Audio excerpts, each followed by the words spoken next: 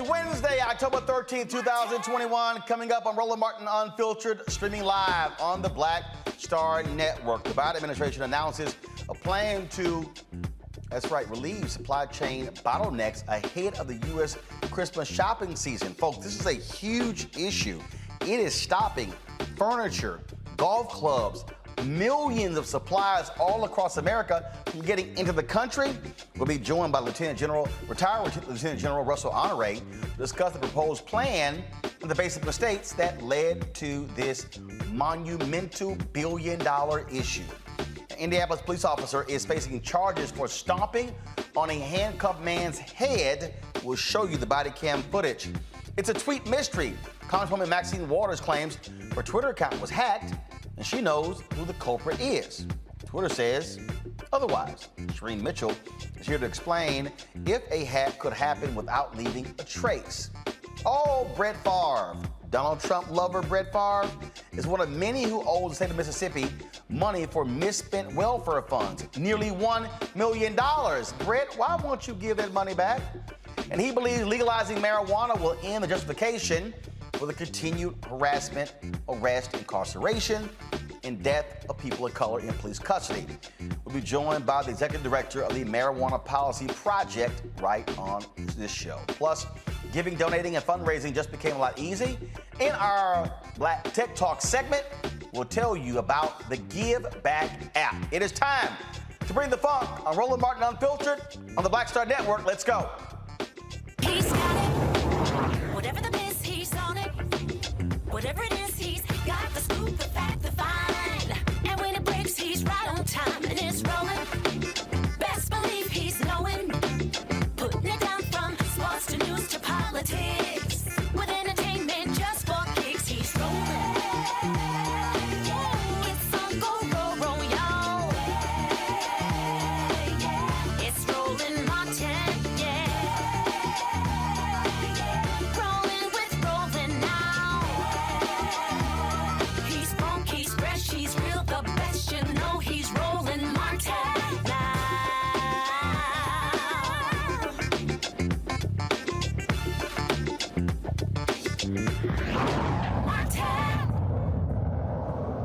So have you been trying to buy something and they told you it's gonna be about 12 weeks?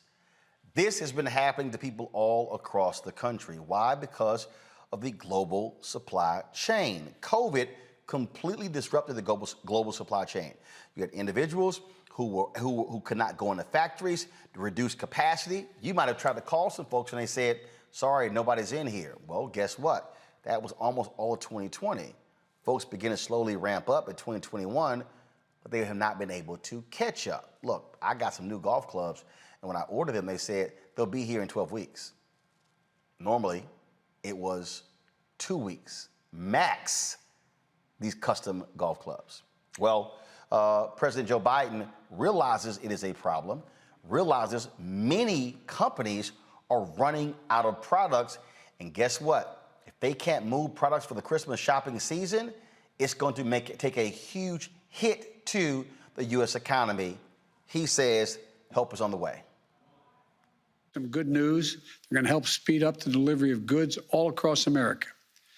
After weeks of negotiation and working with my team and with the major union retailers and freight movers, the Port of Los Angeles announced today that it's going to begin operating 24 hours a day, 7 days a week. This follows the Port of Long Beach's commitment to 24/7 that it announced just weeks ago. 24/7 system, what most of the leading countries in the world already operate on now, except us, until now. This is the first key step toward moving our entire freight, transportation, and logistical supply chain nationwide to a 24/7 system. Now, President Biden says the two California ports account for more than 40% of all goods that enter the United States. Supply chain, folks, is a system of organizations, people, activities, information, and resources involved in supplying a product or service to a consumer in commerce. Joining us right now is retired Lieutenant General Russell Honore. not too sure about this plan. He joins us now from Baton Rouge, Louisiana. All right, Lieutenant General Honore. So what people don't understand, and those of you you serve in the military do understand, you can send troops somewhere, but you don't make a decision to send troops anywhere around the world unless you know how to get supplies to them. Air, water, ground.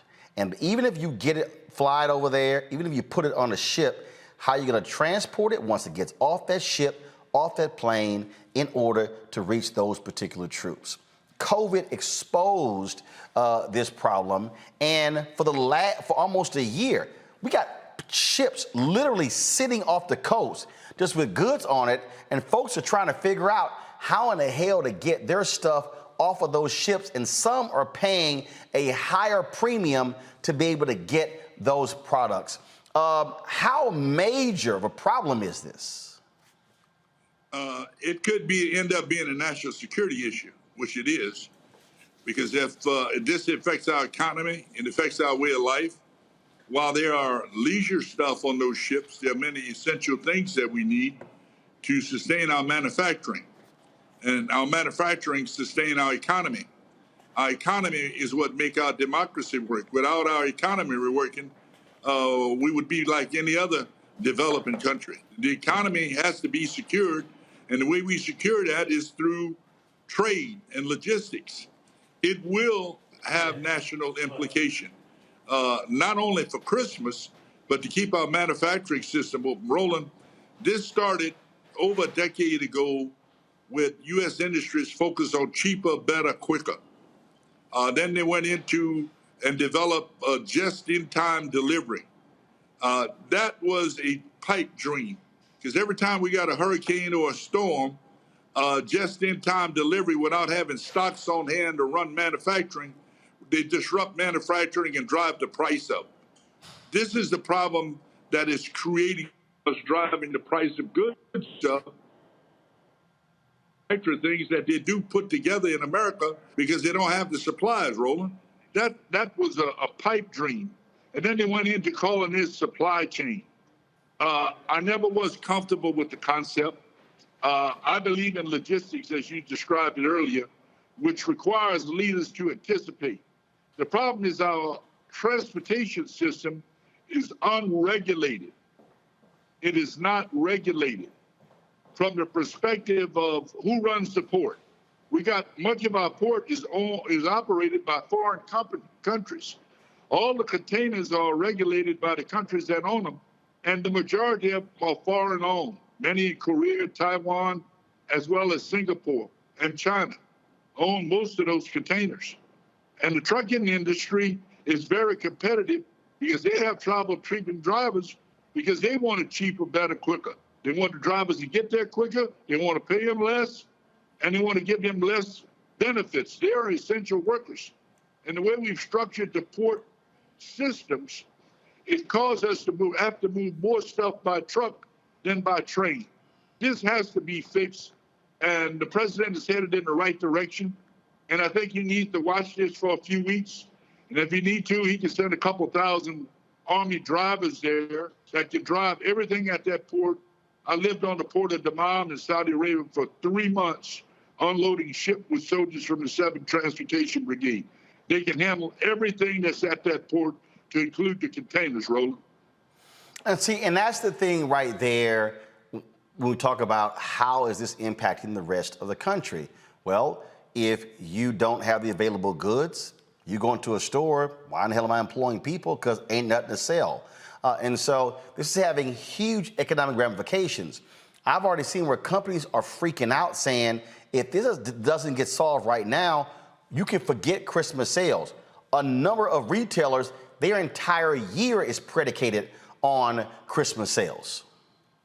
Absolutely. It comes back to the economy. We must protect the economy, just like we got to protect our democracy. It's right up there, and it's reliable on the transportation system to get goods from the port to the shelves. And over time, we've sort of taken that and left it in the hands of an unregulated industry, Roland. It's not regulated. You see the president calling these people in and asking them for cooperation. When we went through deregulation going all the way back to the Reagan era, we deregulated the transportation system to let the economy run it. Well, what we end up with, most of the stuff at our port is owned by foreign companies, and they don't want to pay the overtime. The other thing we got out of synchronization with, we went to 5 days a week port operation, daylight only. Whereas the people are shipping to us, they work 24/7 loading ships, and they come to ports that only operate 5 days a week because the companies don't want to pay the overtime and they don't want to hire more people. I was talking to a young man in the last few days, took him 2 years to get a job at a port. Veteran from the Army, all the clearances required. It is like a nepotism system to get a good job at the port, which many of our people raised their families on in the port of New Orleans until they went to containers. This is ridiculous. This is a national security issue, and we got to stop acting like victims. We got to use the power of this nation to solve this problem, Roland. So this plan for the president, do you agree with it? Do you think it will work? If not, what should be done? Well, I remind you, the fine print on that is a 90-day agreement. So it gives Congress time to get all these bills that they got backed up and then figure out what we're going to do to get control of this industry. Because the big boys like Apple and Amazon and Walmart and Target, they're moving the high-end system. They've Uberized the shipping industry and getting small ships that do break bulk that can offload containers at selected ports, where they move the stuff that costs over $1,000 each and have their own shipping line set up using smaller ships. In the meantime, the stuff that the middle class need, like television and refrigerators and stove, are going to dry up because we've given all those industries up to be stuff made overseas because the companies can do them cheaper and give a higher margin on the stockholders. This is ridiculous. We got to reset America, create more jobs here. But in the meantime, the president's headed in the right direction. But this is not a permanent fix. We've got to make sure that the unions are not shutting people out from getting jobs. They encourage more people to get jobs. And they need a 24/7 workforce at the port. In the meantime, the president can speed this up by providing drivers to help the transportation industry, just like we provided doctors, nurses, and hospital staff to help the doctors. Nobody complained about that, and those soldiers are standing by if they're needed. All right. Retired Lieutenant General Russell Honore, we certainly appreciate it. Thank you so very much, sir.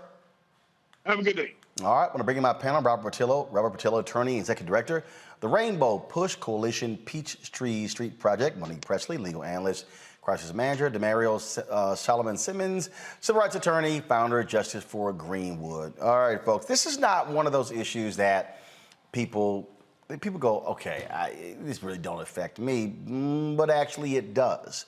Because if you have a job and your job is based upon goods and they can't get the goods, you're not going to have a job.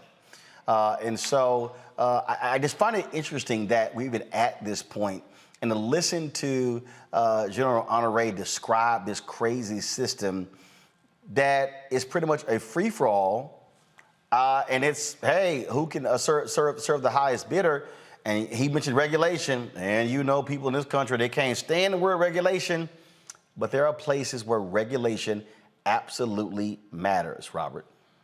Oh, well, if you look at a company like Maersk out of the Netherlands, they've been in the shipping game for, a couple hundred years now, and they have it very regimented and very regulated. And this problem has been building for decades at this point in time. America's been talking about investing in its ports since George W. Bush was running against Al Gore in 2000, and we've never made those investments. And if you think this doesn't affect you, well, if you look at that sticker shock you're getting in the grocery store, that's because of supply chain issues. If you're looking at that sticker shock you're getting at the gas station, transportation.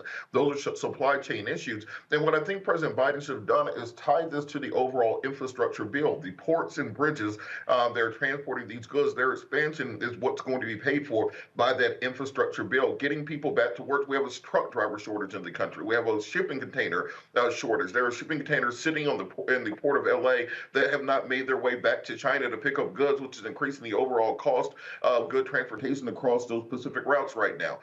So there's a litany of issues, and I think the president can use this particular emergency as a reason to push through the infrastructure and the human infrastructure bill, because it's crucial to Americans. And one thing Americans may not pay attention to everything going on in Congress, but they will pay attention to higher prices at the gas station and at the grocery store. So this might be a moment where he can take some presidential leadership over the issue. It is one that is required for leadership, Monique. And again, it's just one of those things that I think the average person doesn't think about until they got to.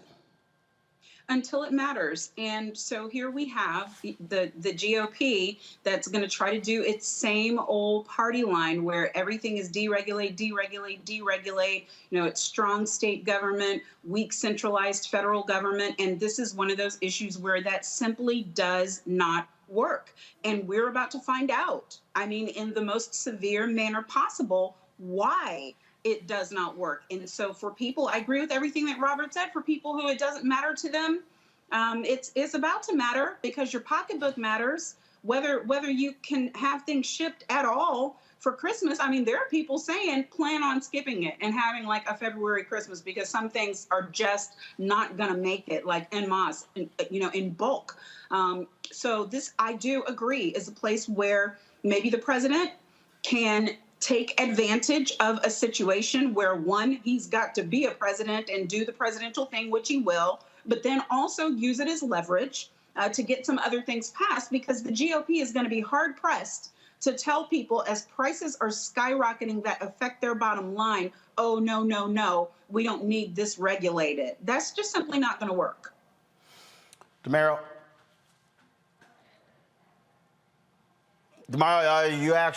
you're on mute. I know it's rough for you Omegas, but Hey, I agree with my panelists that this is just really an opportunity for President Biden to really show that what infrastructure needs are necessary. And I think it also really shows us the negative of deregulation, but couple that with privatization. They want to continue to put things in the hands of individuals or private individuals to make more and more money. It really shows you, as Monique says, some things should not be deregulated. How can our ports be in the hands of private entities and stop us from getting the type of items that we need each and every day? As the general stated, yeah, there are things like golf clubs or I'll order some office supplies, but there are also medicines and other essential items that are sitting out in the ocean because we are allowing private businesses to prioritize profits over what's necessary for us as a country. It's ridiculous. And Roland, just lastly, I think also this may be a national security issue, as the general mentioned, in a different way, because one of the problems is we still only inspect about 5% of the containers that come through our ports. This is also how human trafficking happens, where individuals are put in shipping containers in Southeast Asia and then trafficked to the United States. This is also how terrorism happens, where if you look at what happened in Lebanon a couple of years ago, where you had a port which just exploded, it would not be difficult for the enemies of the United States to pack a couple shipping containers with explosives and to completely destroy a U.S. port. And imagine how you could cripple the entire West Coast infrastructure if you were able to cripple the port of Los Angeles, or if you were able to do that in Newark, New Jersey, or Baltimore, places such as that have large port facilities. So there's every reason to federalize and to have the federal government step in on a national security basis in order to stop this backlog, and also to in order to protect the national security interests of the nation. The Republicans always want to talk about the southern border, but our ports are completely unprotected. And that's, if you were a terrorist, that is where you will try to attack, because you can load up tons of equipment and execute an attack that would cripple the U.S. infrastructure for months on end. All right, folks, hold tight 1 second. When we come back on Roland Martin Unfiltered, Congresswoman Maxine Waters says her Twitter account was hacked. Twitter says, no, it wasn't. What must you do to protect yourself? I'll break it down next on Roland Martin Unfiltered right here on the Black Star Network.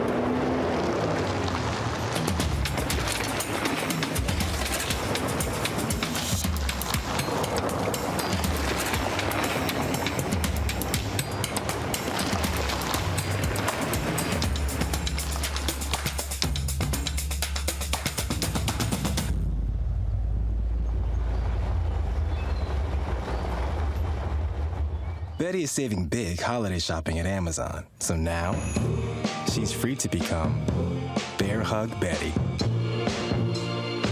Settle in, kids. You'll be there a while. Ooh, where you going?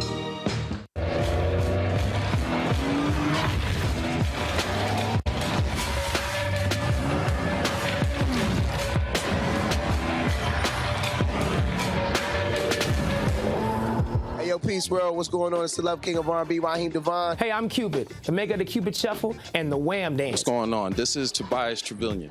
And if you're ready, you are listening to and you are watching Roland Martin Unfiltered. All right, folks, and so certainly want to shout out our partners, Nissan, Amazon, and Buick. Folks, so you want to be sure to click the description in the links below to support those who support Black-owned media. All right, California Congresswoman Maxine Waters says that her Twitter account was hacked. She posted this tweet here. I have been hacked and my Twitter account has been erased. I know who has done this. I will take care of this, M. Waters. Now, Twitter responded to the claim with the following. We can't comment on the tweet, but as is standard, we have open lines of communication with her office and have worked with them to ensure the account is secure. At this time, we've identified no signs of account compromise. Joining us now is social analyst and diversity strategist Shireen Mitchell, digital analyst also based here in D.C. Shireen, glad to have you here. So, what do you make of this? The Congresswoman saying that was hacked. Twitter said, we have no evidence. What's up? Yeah, so there's two questions here. One is it her, congressional member account, which is the one she tweeted from, which says that she actually has access, or was it her personal account, which hasn't tweeted out since June 29th, I think. So I think the question is generally about which account. The second part is when people get hacked, when people use the word hacked, they usually mean that at some point they don't have access to the account, or somebody else has access and they can't get in. In many ways, that could be because, what happened in 2016, several Black women had their accounts hacked. People got into it. They spoofed their email accounts. They didn't have two-factor authorization, and they did remove their tweets and remove their followers. It has happened before. It doesn't look like a hack. So when Twitter says, "Oh, we don't see anything from our end," doesn't mean that there isn't something that didn't happen for the people who can't get access to their accounts. So at this point, we don't know which one specifically that she's talking about, but the responses I think that were happening were in reference to the fact that she was tweeting directly from her congressional member's account.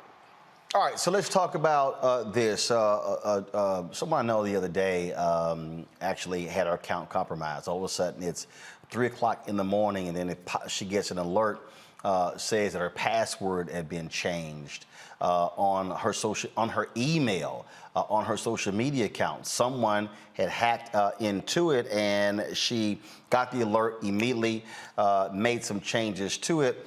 And this is something a lot of people just don't really think about when we talk about these accounts, realizing when you pick easy passwords or when you don't have a two-step authentication, you're asking for a lot of trouble. You are. And you should have two-factor authorization for everything that you have in social media, especially things that you use a lot and you care about. And yes, this has happened before. Again, like I said, people have had their accounts spoof. Others have had someone, magically figure out your password because you may be using the same password across all your social media platforms, which you should not be doing. You can do something like LastPass or other third-party access points that allows you to have different passwords, but you should have a unique password for everything you have. Okay, now, here's the thing. Hold on. So you said LastPass? LastPass. LastPass? LastPass. What's that? Oh, it's a third party. There's others out there, but it's a third party tool that you can use that allows you to sort of store your passwords. You may not remember them, but LastPass does. And then when you go into these new accounts, you have a brand new, spanking new password for each one of those things that you can get access back into your accounts and not have to worry about having so many passwords that you can't keep up with, because that's where we are in this age right now, is having too many accounts. And so we try to come up with a simple password that makes it easy for us to remember. But usually when people do that, it makes it easy for someone to break in.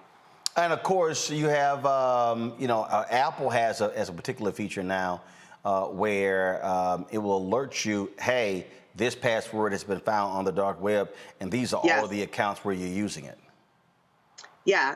So Apple has that. There are a couple of other features that you can sign into that allows that to happen. But yeah, that's the other thing that's important. Sometimes, from the tech side, they may get hacked, which gives access to your password, and that could get put out on the dark web. And so there's ways to just go out there and try to check on that. But yes, Apple is trying to do that. I think every platform that you're using should have some access point, but you can always go in and do your own security checks on almost every platform you have to make sure that you have either two-factor authorization. You can also have what Google has this authenticator that you can use where it spurs a new number each time, so that within seconds, when you want to log into another in your account, you can go through that authorization so that no one else has that unique number, because only you could have it, because the system is generating new numbers for you. There's all kinds of ways to deal with this, but yeah, this is one of those moments where I feel like people need to understand, like this, if there's no other time like the present, change your passwords now. Okay. So before I go to my panel, so let's say I'm on an iPhone or iPad right now. Where do you go to check your passwords? It's usually under security. So on any one of your it says login or security. Those are the places that you always go check what they are. And for example, Google allows you to go through and see what's connected to your account, what's connected to your phone.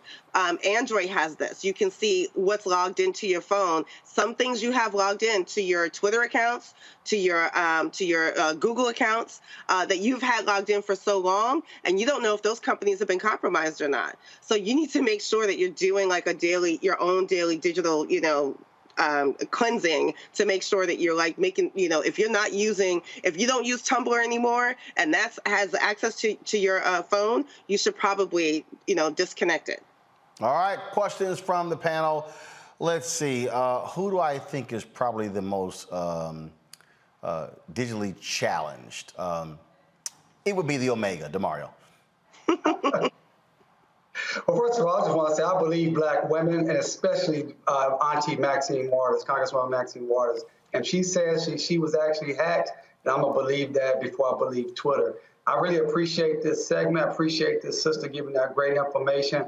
I'm not as technically challenged as Roland wants me to be because I am an Omega, but I would like for you to expound on people like my mother, who's a lot older, who just not keeps saying she don't want to pay any of her bills online because of these very issues. Can you talk about that, why that's safe and how to do that in the most safe way and to be safe on the internet?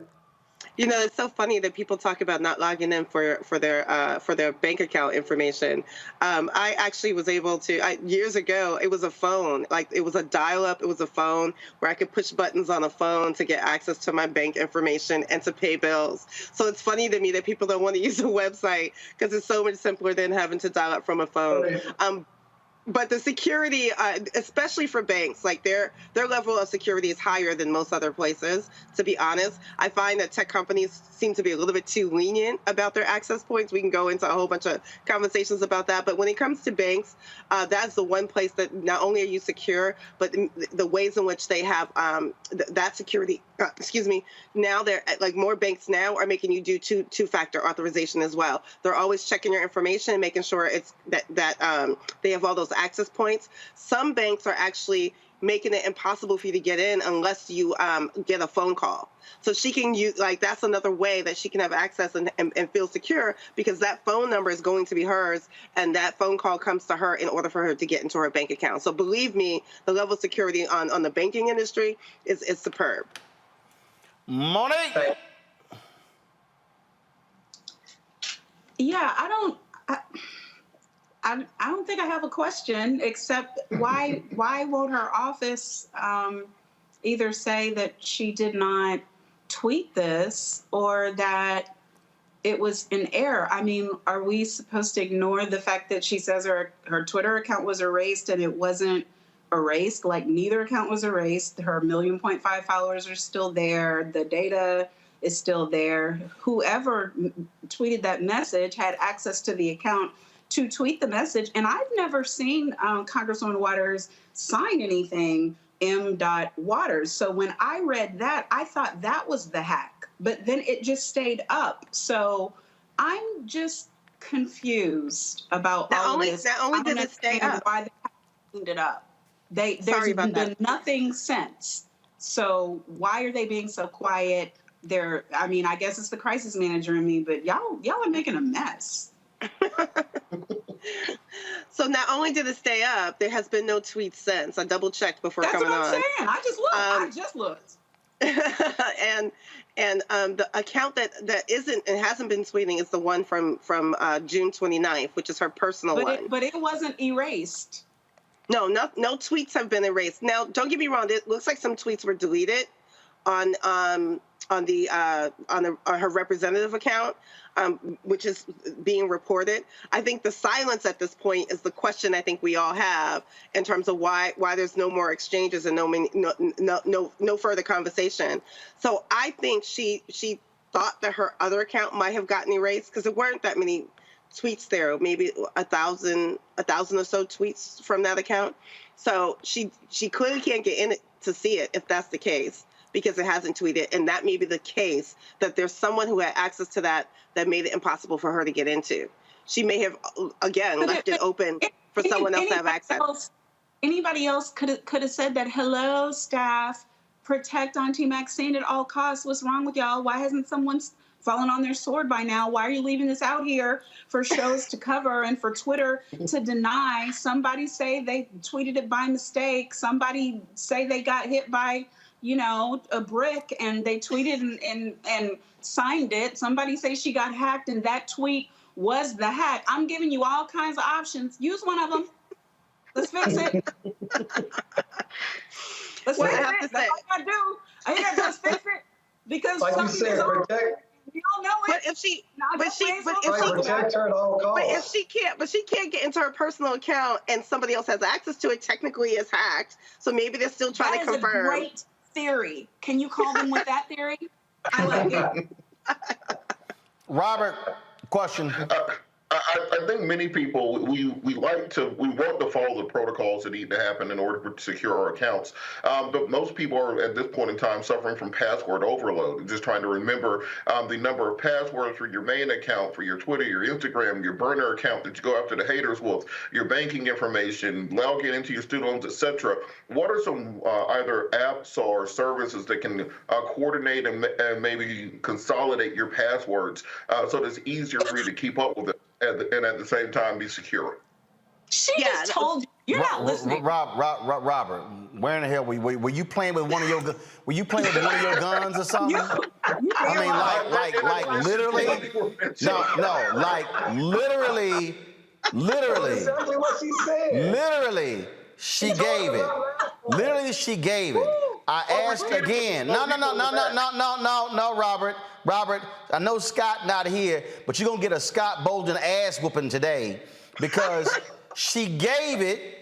I asked her to spell it. She spelled it and made it clear. What were your ass doing? Hey, look, I'm the slow folks in the back. It's been a long day. I'm still at work. So can you repeat it for the slow people in the back?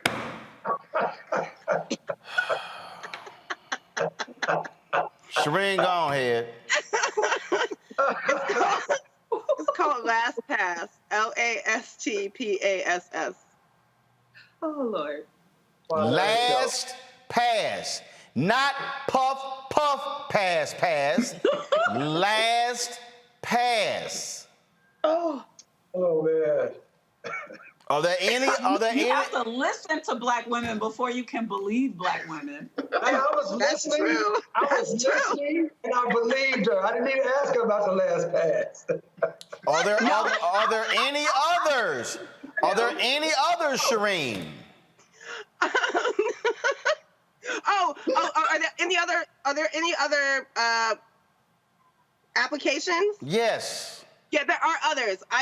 I'm telling you Last Pass because it's probably the one that I trust the most. So I don't give out That's too many fine. others. We good right there. We good right there. So good. But there are others. All right, there are others. All right, got it. So, we appreciate that. If only Robert would pay attention to when the rest of us are doing the show. But we got it. Shireen, Mitchell, we appreciate it. Thanks a lot. Thank you for having me as always. This was fun. All righty.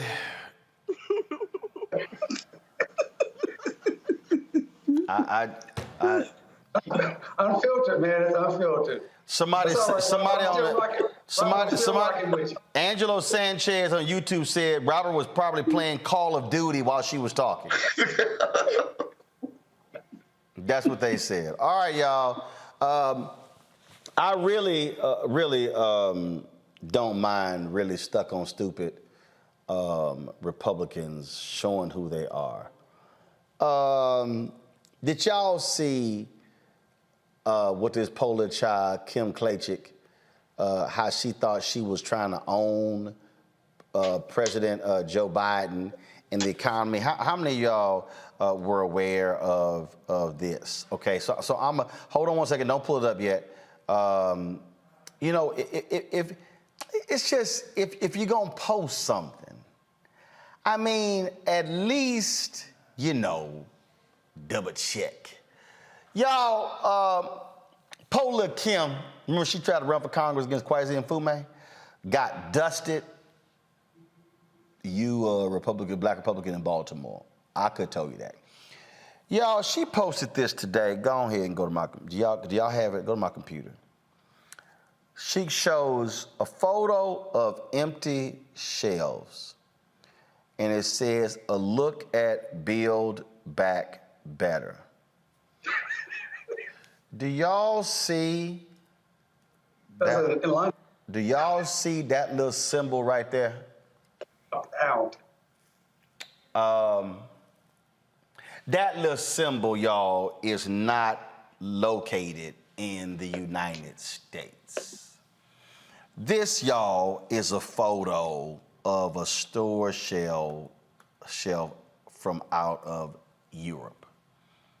Twitter has been roasting her ass for hours after posting this. Now, Lil Kim has deleted the post. Yeah, but ain't nothing like a screenshot. See, this, she says, a look at hashtag Build Back Better. How about a look at hashtag My Ass Ain't Smart? Lord have mercy. Who wants this? The floor is open. I will take it because apparently today is the day to give professional advice. This could have been quickly handled, Miss Ma'am, where you salvaged where you didn't get any further damage to your reputation. You could have said, got me, my mistake, and then quickly found a picture of an empty grocery shelf in the United States. You could have said what was likely true, that you reposted somebody else's stuff without paying attention to it from all of those under darkness, Ethernet kind of black places that the far right GOP gets things, but you don't just delete and not respond and let the roasting continue. I mean, you either got to laugh with people and laugh at yourself, which can be appreciated, or you got to come up with a plausible explanation. You're doing neither. Again, if she has a team, y'all, fix it. This is not. How about just saying black women? How about saying you got hacked? You are.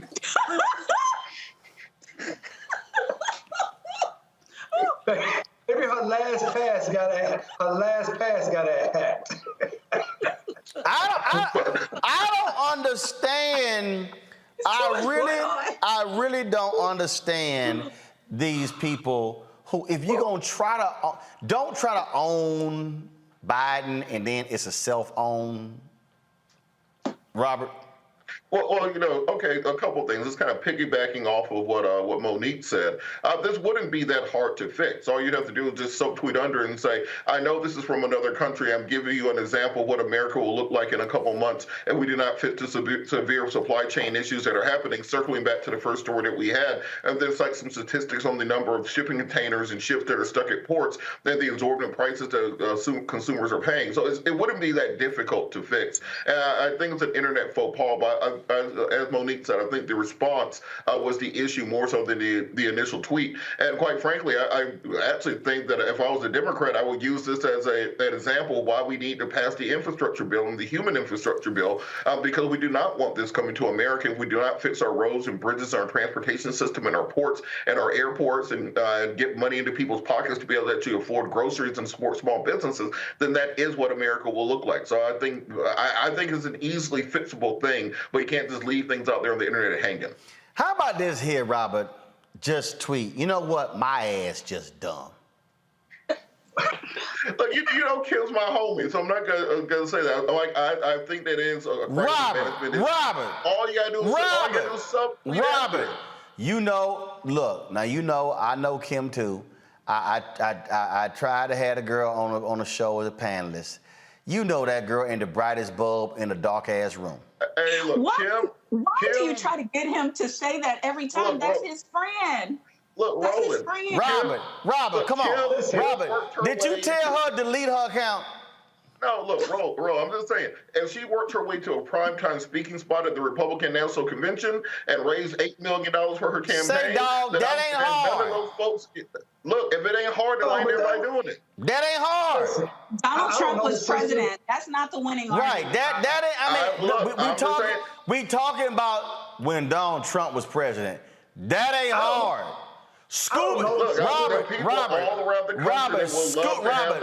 Robert, Scooby-Doo could have got a speaking role at the Donald Trump Republican National Convention.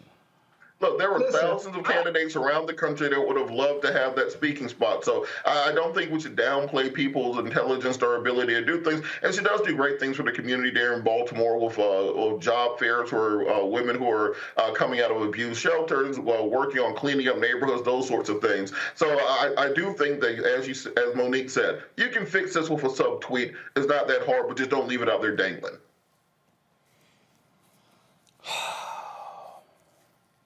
I would have went with I'm just dumb.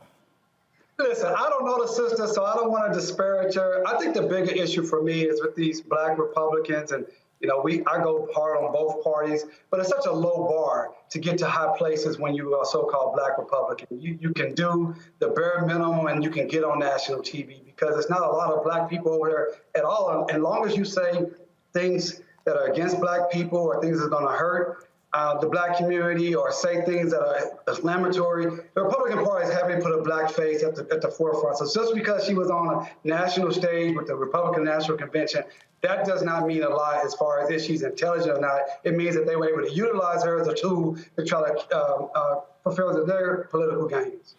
Well, I got to go pay some bills, but when I come back, I'm going to talk another dumbass black Republican. Matter of fact, you know what? I might want to create a new segment called Crazy Ass Dumb Black Republicans. I'll be talking about Herschel Walker up next. No, not that fool of a son of his, but that original fool, Herschel Walker. That's next on Roland Martin Unfiltered on the Black Star Network. Oh, that spin class was brutal. Well, you can try using the Buick's massaging seat. Ooh, yeah, that's nice. Can I use Apple CarPlay to put some music on? Sure, it's wireless. Pick something we all like. Okay, hold on. What's your Buick's Wi-Fi password? Buick Envision 2021. Oh, you should pick something stronger. That's really predictable. That's a really tight spot. Don't worry, I used to hate parallel parking. Me too. Hey.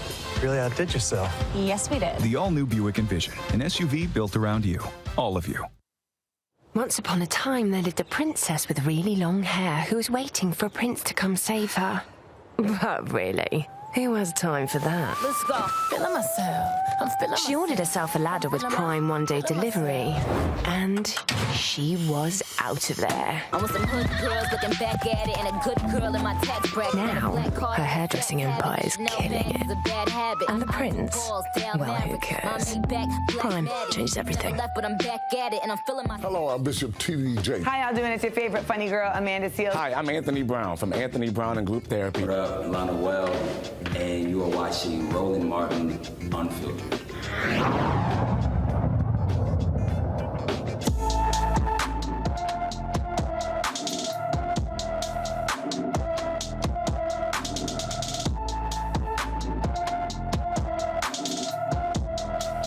All right, folks, every day here on Roland Martin Unfiltered, we are going to feature someone who is missing. Sequoia Cooper, missing from Columbus, Ohio.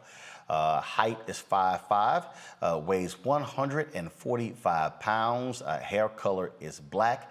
Eye color is brown. Folks, again, Sequoia, first of all, getting the names. Devin Cooper, who goes by the name Sequoia, has been missing since August 31st, 2021 in Columbus. Last seen driving a black Ford Fusion on the way to the store. Never made it. Described as 5 feet 5 inches. Again, 145 pounds, black hair, brown eyes. Any information, folks, please contact the Columbus Police Department Missing Persons Unit, 614-645-2358, 614-645-2358. All right, folks, Herschel Walker has raised $3.7 million in his bid to replace Senator, of course, Raphael Warnock. Now, we're talking about Pastor Raphael Warnock, Ebenezer Baptist Church, accomplished, smart, all of that. Herschel Walker played football at Georgia. Not great career in the NFL. Since then, sheer idiot. So he was supposed to have a fundraiser with a Republican, go to my computer, who has this swastika on her Twitter page. And this person here, the swastika was supposed to be about, COVID. Well, Herschel yesterday decided, you know what, I'm not going to denounce. I'm not going to denounce her or cancel the fundraiser. Now, Walker's spokesperson said the image is clearly an anti-mandatory vaccination graphic. That was literally what the response was. Yeah, but a few hours later, Herschel's team said, quote, the symbol used is very offensive and does not reflect the values of Herschel Walker or his campaign. Now, they claim the image is not anti-Semitic and results from fascists demanding people insert foreign material into their body they don't want. Right there, I don't know who this so-called film TV producer is, but they gotta be an idiot. But, Robert, you're there in Georgia.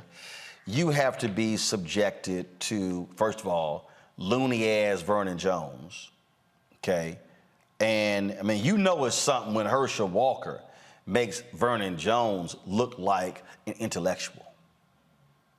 Well, look, I'll tell Democrats, do not underestimate Herschel Walker. Do not underestimate Vernon Jones. Let's just look at our neighboring state of Alabama, where you had Doug Jones, former federal prosecutor, prosecuted the church bomber there, defeated by Tommy Tuberville, the Auburn head football coach who doesn't even know what the Senate is. He actually thought he was running for the House of Representatives, and then he also thought that he was running for governor at one point in time. So this idea that the GOP has to... That boy can't even spell Senate. But go ahead, I'm sorry. And he beat a former federal prosecutor in Alabama. So when we're looking at what's going on here in Georgia, we have to, Warnock is going to have to depend a lot on what President Biden is able to get done with his agenda. And then secondarily, Herschel Walker, there's a big chunk of the state where UGA football is a religion.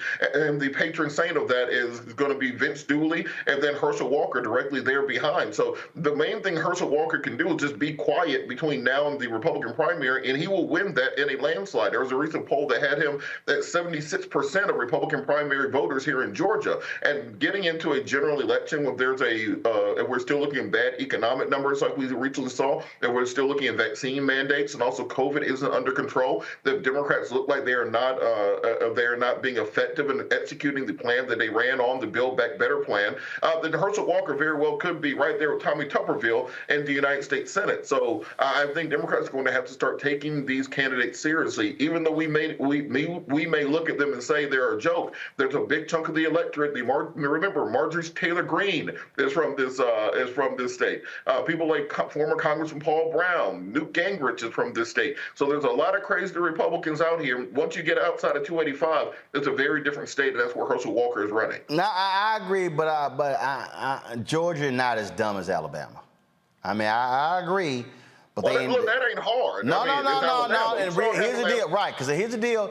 Trump still won Alabama. Georgia won. Biden won Georgia. But anytime you mention Tommy Tuberville, it always allows me an opportunity to show you how dumb that fool is. And so I can't help myself. This was Tommy Tuberville running against Senator Doug Jones. And Tommy Tuberville, y'all, this is him describing the Voting Rights Act. The thing about the Voting Rights Act is,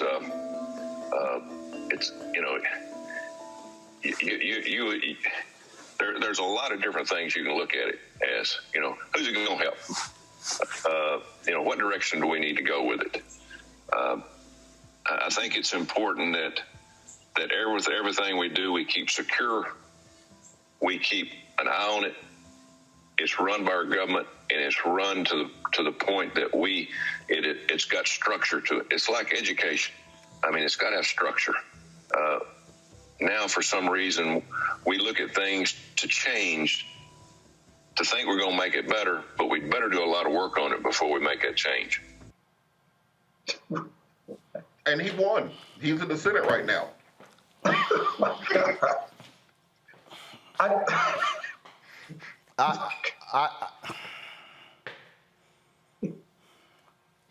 DeMario, that's just a level of dumb.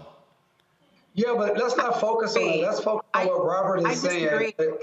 They can actually win, and that's the deal. I mean, he's not being dumb. This guy is actually speaking to the people who is his base. And I can tell DeMario, they dumb too. That may be the case, but being dumb or not doesn't help us as a community get what we need. We need to make sure. I know, but he is one of 100 senators. Yeah, but the issue is he won. The point, because he's in Alabama. But he won. I know, Roland, you went to Texas A&M. Yeah, I'm not really used to winning championships. But hold on, now we ain't gonna talk dumb. Your ass went to OU. Now let's be real clear. Ain't that many Rhodes Scholars at OU? Played at OU, but the point of an election is to win. And Herschel Walker can win because right now the Democrats are not actually delivering the promises that they made. They said they was going to get the police reform. It has not happened.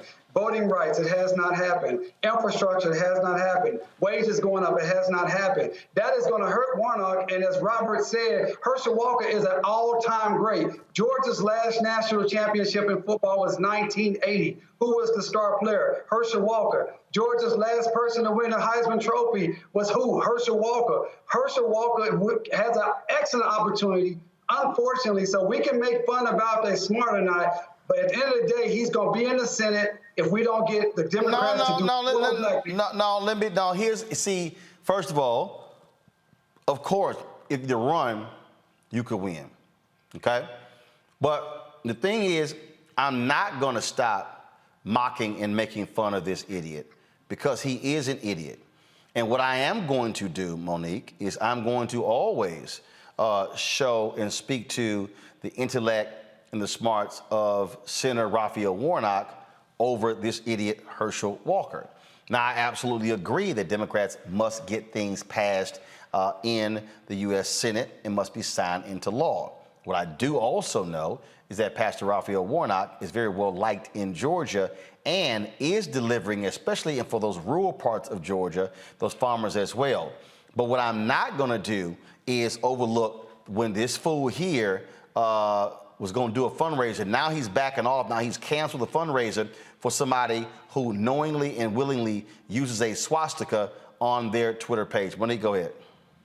So first, I believe, Roland, that that's not a good read of the room to be focusing on someone's lack of smarts, because these voters have shown over and over again that though many of us may want people in these jobs who know more, who have gone farther, who have more education, who have more experience, who are better able to do the job than we, what they've shown through the Trumpness and many other times, not just that, I could name any number of relatable politicians who won offices because they were liked, because the people who were voting for them felt like the politician was one of them, and the other person who was running was much smarter and much better able to do the job and much more experienced. So I understand why the temptation would be there to mock him. But I think it points to situations like the video that you just played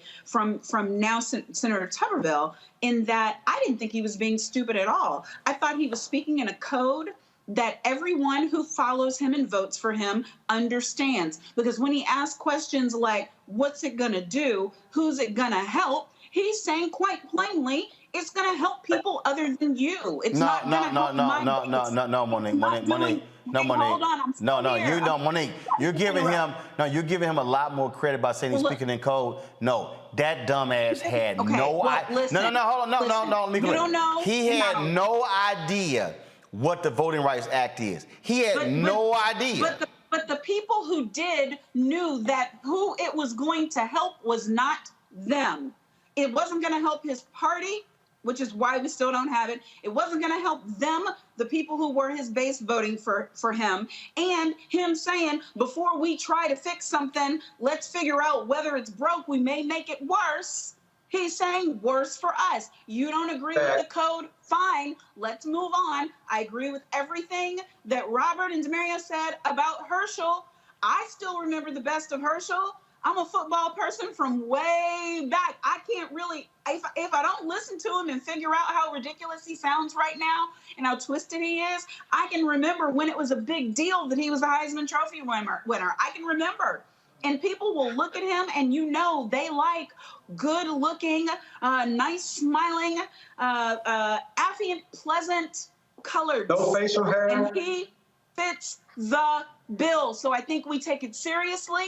I think Raphael Warnock's best argument for those people is not his smarts. Him being likable is good. Where I disagree with my panelists is, listen, all the stuff that people are saying the Democrats haven't managed to do, Warnock needs to drop that in the lap of the GOP, because that has nothing to do with the Democrats. It's not that they have failed to do things that they have promised. It's that they are doing every possible thing that they can, and they're passing everything that they can, but for the votes of an obstructionist, power-thirsty, and hungry Senate. So, no, I'm not going to blame the Democrats for some crap and a deadlock that has to do with the party of the obstructionists. They don't care about getting anything done. So I hope that he flips that And if he wants to know how to get that flipped, you know, I'm available. But those are my I am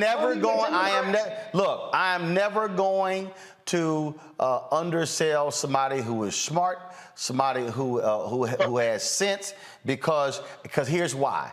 I believe it's critically important to frame how dumb is dangerous, how clueless is dangerous, how electing dumb people like Republicans did with that idiot Donald Trump can lead to craziness in this country. And so, yeah, Marjorie Taylor Greene, dumbass. Gonna call her out left and right. And so, because they gotta be called out because of these people. Okay, it's dumb and stupid and clueless. It's dangerous when you hold 1 of 100 votes in the U.S. Senate. DeMario, real quick, go. I just wanted to say to my colleague and sister Monique, the Democrats are in control of the Senate at the moment. They have 50 votes plus. So, I mean, at the end of the day, the buck stops at the top. What do you do with that? The buck stops at the top. They're in control, though. We need 10 more votes. Hold up. Oh, can't nobody hear either one of y'all talking. I want 1 second. 1 second. DeMario, then Monique. Go. I just wanted to say that we can't let them off the hook. And number two, again, you call these people dumb, but if they're able to get themselves elected to federal office, they're doing something correctly.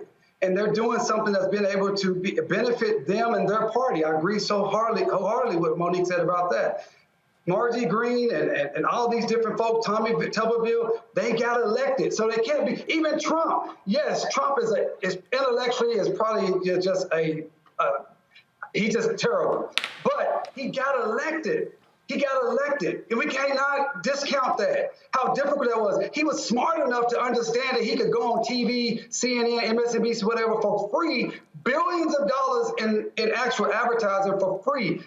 Hey, that's savviness. We cannot take that away from these folks. They say things that are outlandish, crazy, but it gets them coverage. They understand the environment that we're in. So I get it. We're all highly educated on this panel. We value that education. It's important, but these people are not as dumb as we say they are. And I agree with Monique also. They do understand how to talk in code. They do understand and say, who is this going to help? It's not going to help black people. That's who he was counted on to get elected. So we just got to be clear about that and be very clear about also pushing those we actually get elected to make things happen and do it and not have any excuses, because that's what we put them in office for. They're still dumb. Hey. Monique, go. Monique, then hold up. Monique, then Robert. 30-second civics lesson. Yes, people who are watching and listening, the majority for the Senate and the House is with the Democrats. In the Senate, though, the things that only require a majority vote, we can get done and have been getting done. The things that require a 2/3 vote, we need 10 more votes. But it doesn't require it. Hold up. Civics lesson, it doesn't require it. The Democrats can change it. Okay. Yes, we can change the rules, and we can live with the rules as changed. So we have lived with what that change means, and what we really should do to ensure that we don't have to do that is get the numbers we need. I know Robert's going to be coming in. Where we're going to get them, Listen, the thing is this. If we are proof, we're filibuster proof, we're majority proof, which we should be, because this GOP, guys, they do not care about their constituents. They don't care about anyone. They are on mob rule right now. They're taking away women's right to choose. They're taking away your voting rights. They don't care if you are paying higher taxes when it suits them. They don't care about whether you get goods, whether your baby got goods for Christmas. They don't care about anything but being obstructionists. They didn't care if we paid our bills. So when you have a GOP like that, you vote them out. Listen to the other members of the Republican Party who are voting Democrat across the board, not because they are Democrats, but because they are sane.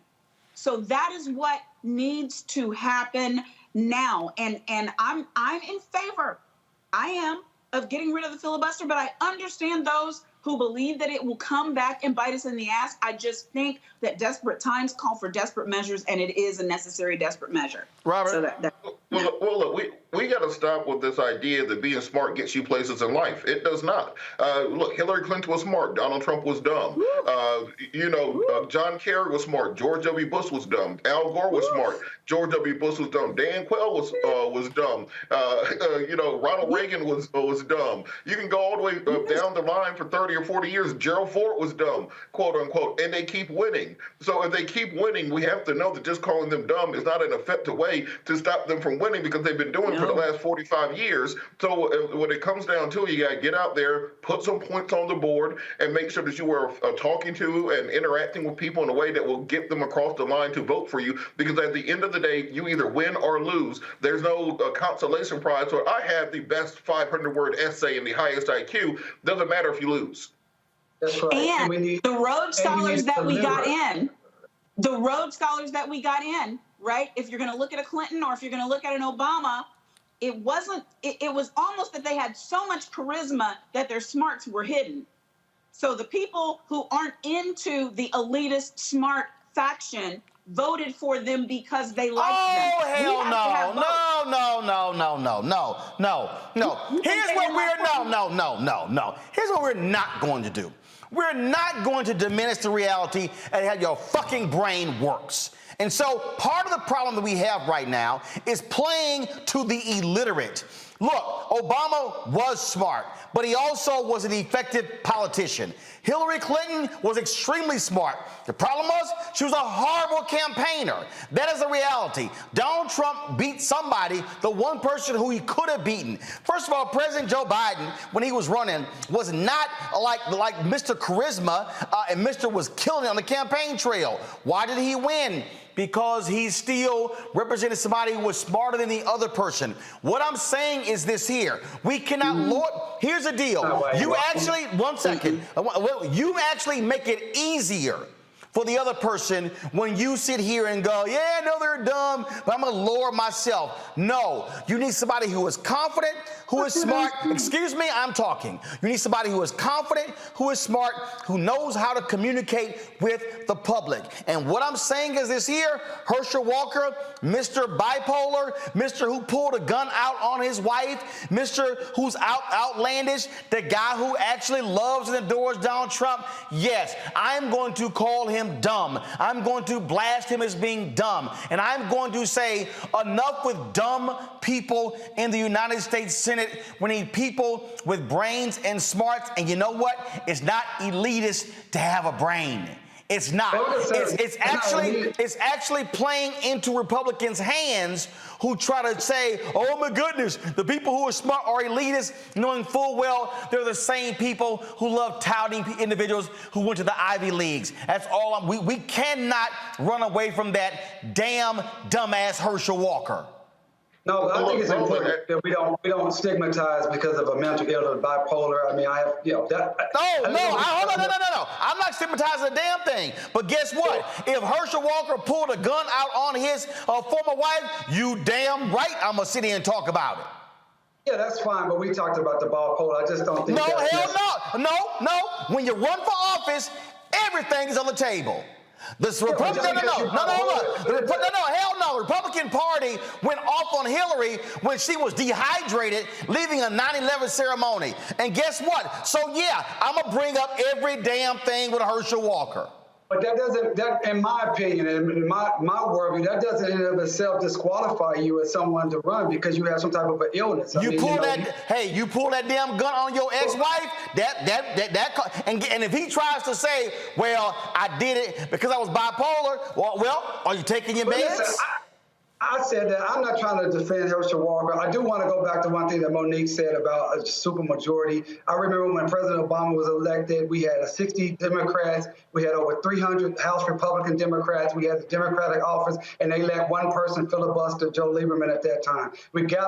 Democrats got to stop using that as an excuse. Use the tools that you have. It is crunch time right now. Our people are getting shot down the street without police reform. Our people cannot vote. And if we cannot vote, we will never be able to get the majorities again. We have to utilize the power we have now. We need to expand the Supreme Court. We need to bring in Washington, D.C. and Puerto Rico. We need to get rid of the filibuster. We need to pass Voting Rights Act, pass police reform, Raise the minimum wage. How you gonna do all that? What the hell the people wanted you to do? How you gonna do all that? Don't make excuses about when we can't. We gotta wait on the. No, you keep DeMario, hold up. You keep saying, do what people elected you to do.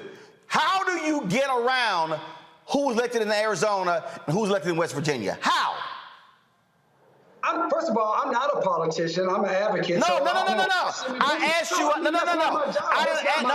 I didn't ask you you're a politician. You laid out a litany of things that should get done. I'm asking you, how do you get around those two? Because everything you described. Hold up. I'm not done yet.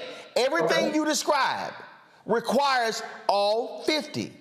How do you get all 50? Well, I'm not in the Senate. I was not someone that was elected saying I know how this works like President Joe Biden was. I do know that Lyndon B. Johnson in the 60s were able to get absolute white supremacists, on the record white supremacists, to come along and vote for the voter rights act. Hold on. No, because DeMario, if you're going to use LBJ as an example, then what you should do is actually do an apples to apples comparison. Were there Southern Dixiecrats? Yes. How did he do it? The numbers in the 60s were not the same numbers that they are right now. The point I'm making is he figured out a way, and that's what we need to have the president. Hey, we elected him to figure out a way to use whatever tools he needs to go to Manchin and Sinema and the others, because there are others in the Senate, and tell them this is what we're going to do, and use whatever leverage they have. What leverage? What's the leverage? I'm doing the leverage. I'm saying that's what they need to do. But Joe, you keep saying the leverage. Here's the deal. No, hold on. You said the leverage. One of the ways it used to be done, pork barrel projects. Those have been outlawed. Don't have it anymore. Okay? They can bring it back. They have the votes. They have the votes. DeMario, okay, you keep saying they have the votes. They don't have the votes without Sinema and Manchin. But they got 50 Democrats. At the end of the day, do you think people are going to stand in line for 4, 6, 8, 10 hours just because they said, oh, we couldn't get these people to do something? They need to figure it out because it's an issue of life or death for our community. If they cannot figure this out, you cannot expect black people in Georgia to go and let in those lines like they did 4 years ago. And I'm asking you again. And look, I agree. I believe it should get passed. But here's the deal that people need to understand. If you were black in Georgia who voted for Ossoff and Warnock, you didn't vote in West Virginia. You didn't vote in Arizona. And so that's what we've got to understand. What people are now learning is I voted for Biden and Harris. That's fine. Biden and Harris. No, 1 second. Biden and Harris. What? Has President Biden come out and really come hard against the filibuster? Has President Biden one time said, I want to get rid of the filibuster? He has not. Okay. All right. Okay, fine. All right. Biden comes out and says, I want to get rid of the filibuster. You already have 2 people who have said under no circumstances they're going to do that. Now what? They said underneath that with Biden coming out and saying, no. Okay. DeMario, them 2 people have said under no circumstances. I mean, they say stuff all the time. They're politicians. They change their mind all the time. We both know that everybody. Has Sinema and Manchin changed their position on the filibuster so far? Has Joe Biden changed his position on the filibuster so far? His position don't matter because he can't vote on it. If he comes out and shows president, do everything he possibly can. That's all you can ask anybody to do. You're the president, do every tool that you possibly can. If he comes out and says, I'm for this, and they're still against it, at least he can tell the black people that voted him in, who he looked us in the eyes and said, if you vote us in, we will make sure that your lives are better. We will make sure police reform happens. We will make sure your voting rights happen. He can at least say, I've done everything I possibly can, but he cannot say that today. Okay, hold on. Here's the mistake. But again, here's the mistake that you're making. He ain't on the ballot next year. It's the midterms. And here's the deal. And this is what people are learning. What people are learning, Robert, Onik, and Mario, they're learning exactly what a political system is. They're learning that you may have voted for somebody in your state, but guess what? You don't control what's happening for the person in another state. which is why the Poor People's Campaign is putting pressure by having West Virginians rally and pressure Manchin, while we're rallying people in Arizona as well. I absolutely agree. I want to see the bills passed. I want to see it done. But this is also a problem when your fate is left in the hands, when you have such a razor-thin margin and you need every vote, and Manchin and Sinema are saying, I don't care. Why I will not get rid of the filibuster. Robert, go. Well, look, Roland, I think this is to DeMario's point. This is that place where you have a president who pulls up in West Virginia in Air Force One and explains to the voters there, not to Joe Manchin, to the voters, that if you want to close these coal mines and reopen them as clean, green energy, if you want new roads, new bridges, new streets, then they need to put that pressure on Joe Manchin. And at the end of the day, he has the power of both the bully pulpit and executive orders. Guess what? How is President Joe Biden going to stop federal funding from going to West Virginia? All he has to do is cancel the contract. No, he can't. No, he can't. No, he can't. No, he can't. Pork barrel ended. What you're describing used to be able to be done. When they got rid of pork barrel projects, that was the lever presidents and appropriators used. They got rid of it. Look, Roland, what I'm saying is just do the exact same thing that President Trump did last year to Republicans. Remember, one day Republicans will say, well, this is disgusting, I can never do it. President Trump will have a meeting with them. The next day, they're all in line like little sheep. It doesn't matter what he did. He can get them to deny the election. He can get them to be in favor of wall funding. He can do a Muslim ban. So why is it Republican presidents seem to have more power when they're in power than Democrat presidents do? Democratic presidents always seem to be talking about all the things that they can't do. Republican presidents seem to get those things done, whether you like it or not. So he needs to use that power of the bully pulpit and of the presidency to pressure those senators, which we have not seen yet. Y'all keep saying this bullshit as if y'all act like there's no difference between both parties. The reality is this here. The Republican Party is a far-right party. The Democratic Party has liberals, has independent, has moderates in it. The reality is there is no Republican equivalent to Manchin Sinema. There's no Republican equivalent to Bernie Sanders, to Angus King. There's no Republican. That's why. So when Donald Trump threatens a Republican, Donald Trump knows I can oppose you in a primary and take you out. Hell, Biden knows he cannot run somebody against Manchin and win in West Virginia. He knows that. He knows it. If you're running scared, you ain't going to win. What do you mean running scared? Jim Justice, a billionaire, was elected as a Democrat governor in West Virginia. What happened when Trump won? He flipped to become a Republican. That's what happened. At some point, we gotta stop living in bullshit fantasy land and live in reality about actually what is happening. I live in a land where I represent families who are killed every day because we have no police reform. Tell me how you're gonna get it if you don't have the votes. How?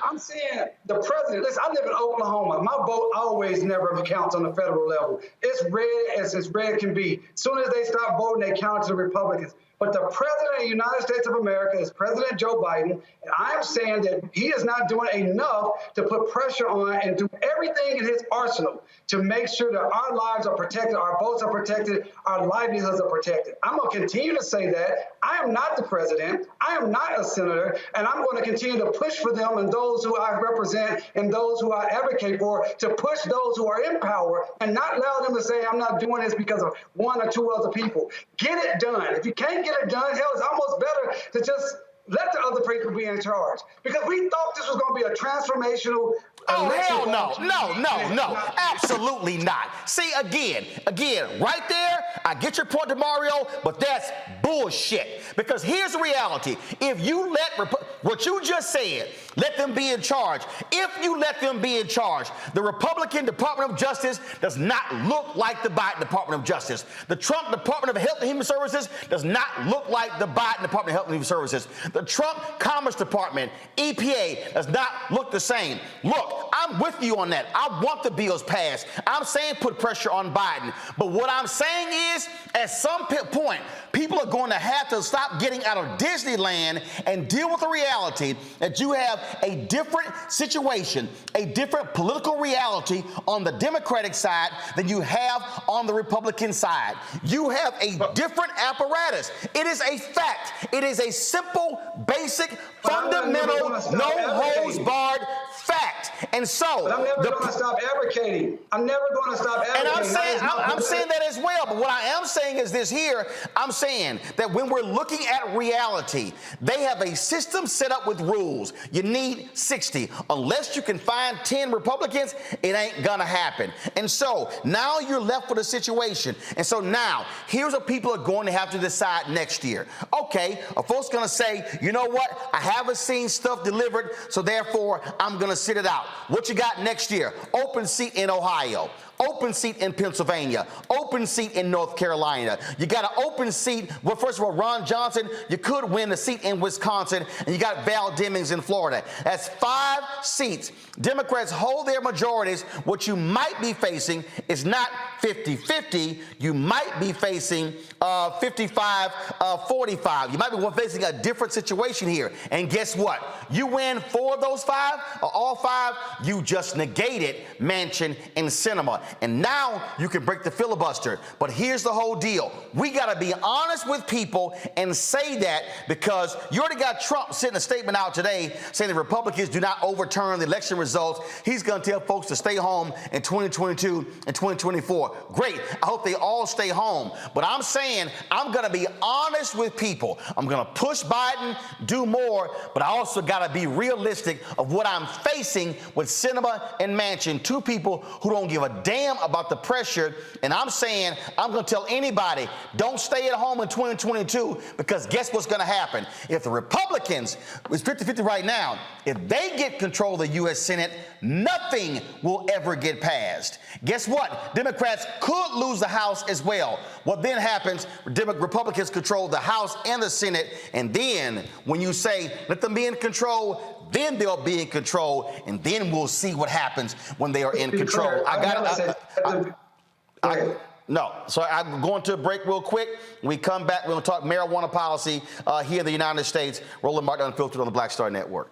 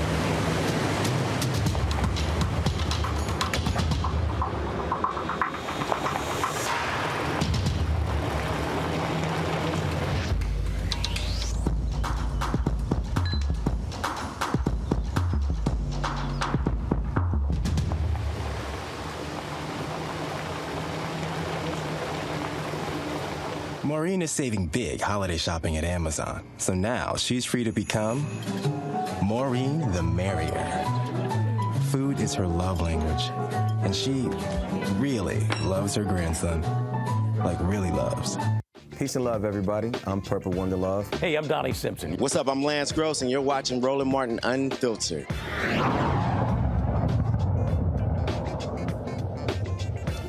Marijuana policy is a huge issue in this country. There's a considerable effort to actually get marijuana legalized in various states. We have seen an increasing number where this actually takes place. But then, of course, you have what's happening on the federal level. According to the ACLU, between 2010 and 2018, there are more than 6 million marijuana-related arrests. black people more likely to be arrested for marijuana possession than white folks in every state, including those that have legalized marijuana. Joining me now is the Executive Director of the Marijuana Policy Project and Interim President of the U.S. Cannabis Council, Stephen Hawkins, here in D.C. Stephen, when we talk about this, what people don't understand is you have a mix of laws. You have a federal marijuana policy, then you've got these state policies.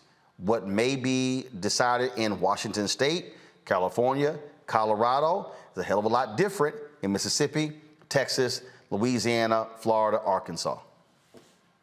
Well, that's right, Roland. And we know that we have decades of racist law enforcement and criminalization that has really been at the heart of cannabis being prohibited in the United States. There was a time back in the 1880s, over 100 years ago, it was legal. And when the jazz era came in and jazz artists started using cannabis, we saw the federal government begin to clamp down. And then with Nixon in 1970, he literally put cannabis on the same level as heroin, which no one in their right mind believes that. But that's where we've been for these 50 years now.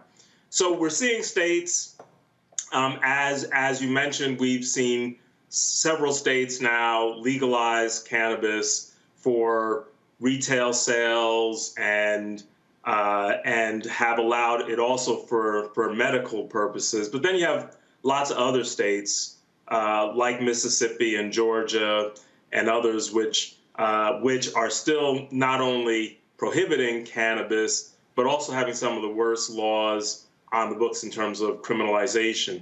So, for example, Roland, in Alabama, on your second offense, no matter how much cannabis you had, you end up serving a year in jail.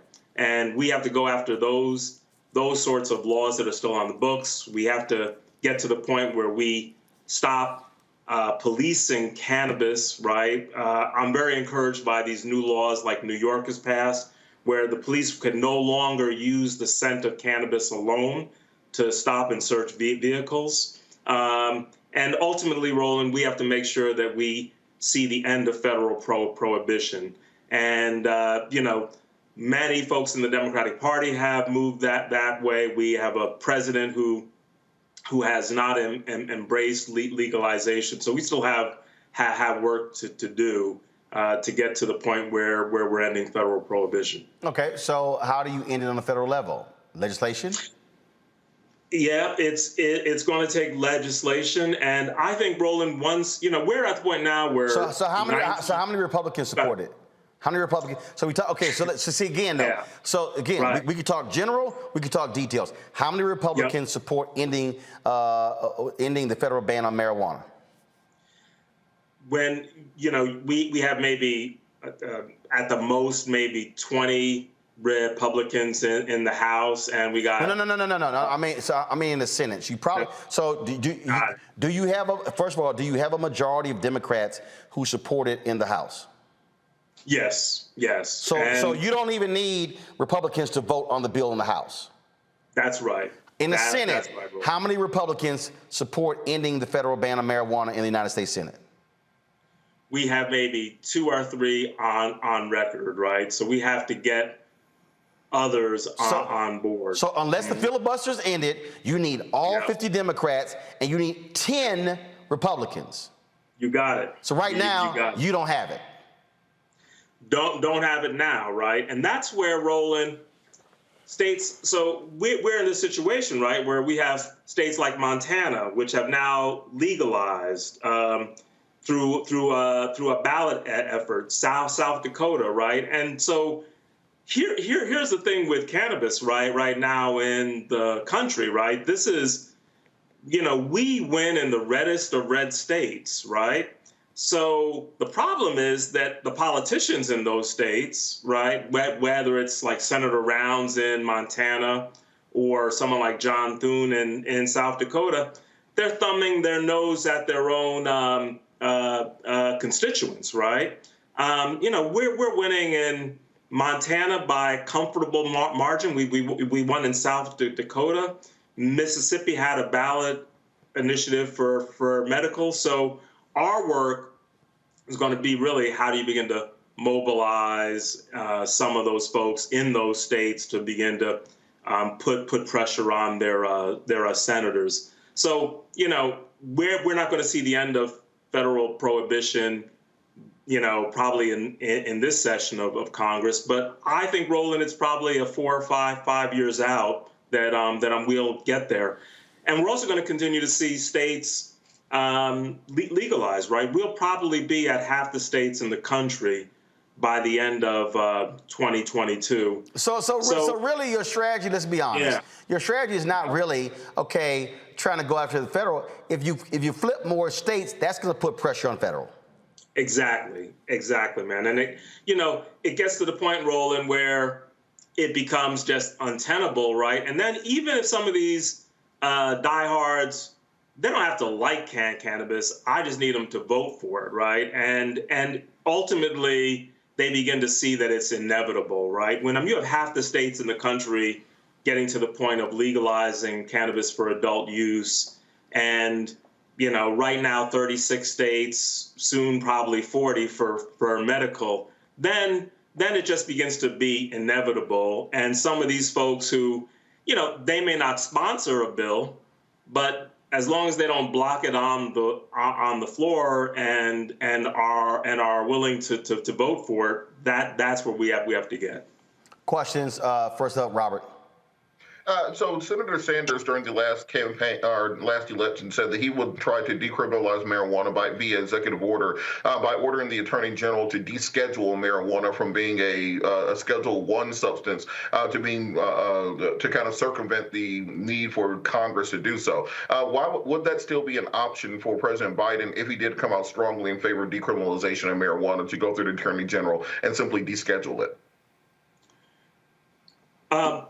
Biden could certainly reschedule it, Robert, but to deschedule it, that will probably take an act of Congress. But again, this is one of those areas where if the president was wanted to flex his muscle, he could, right?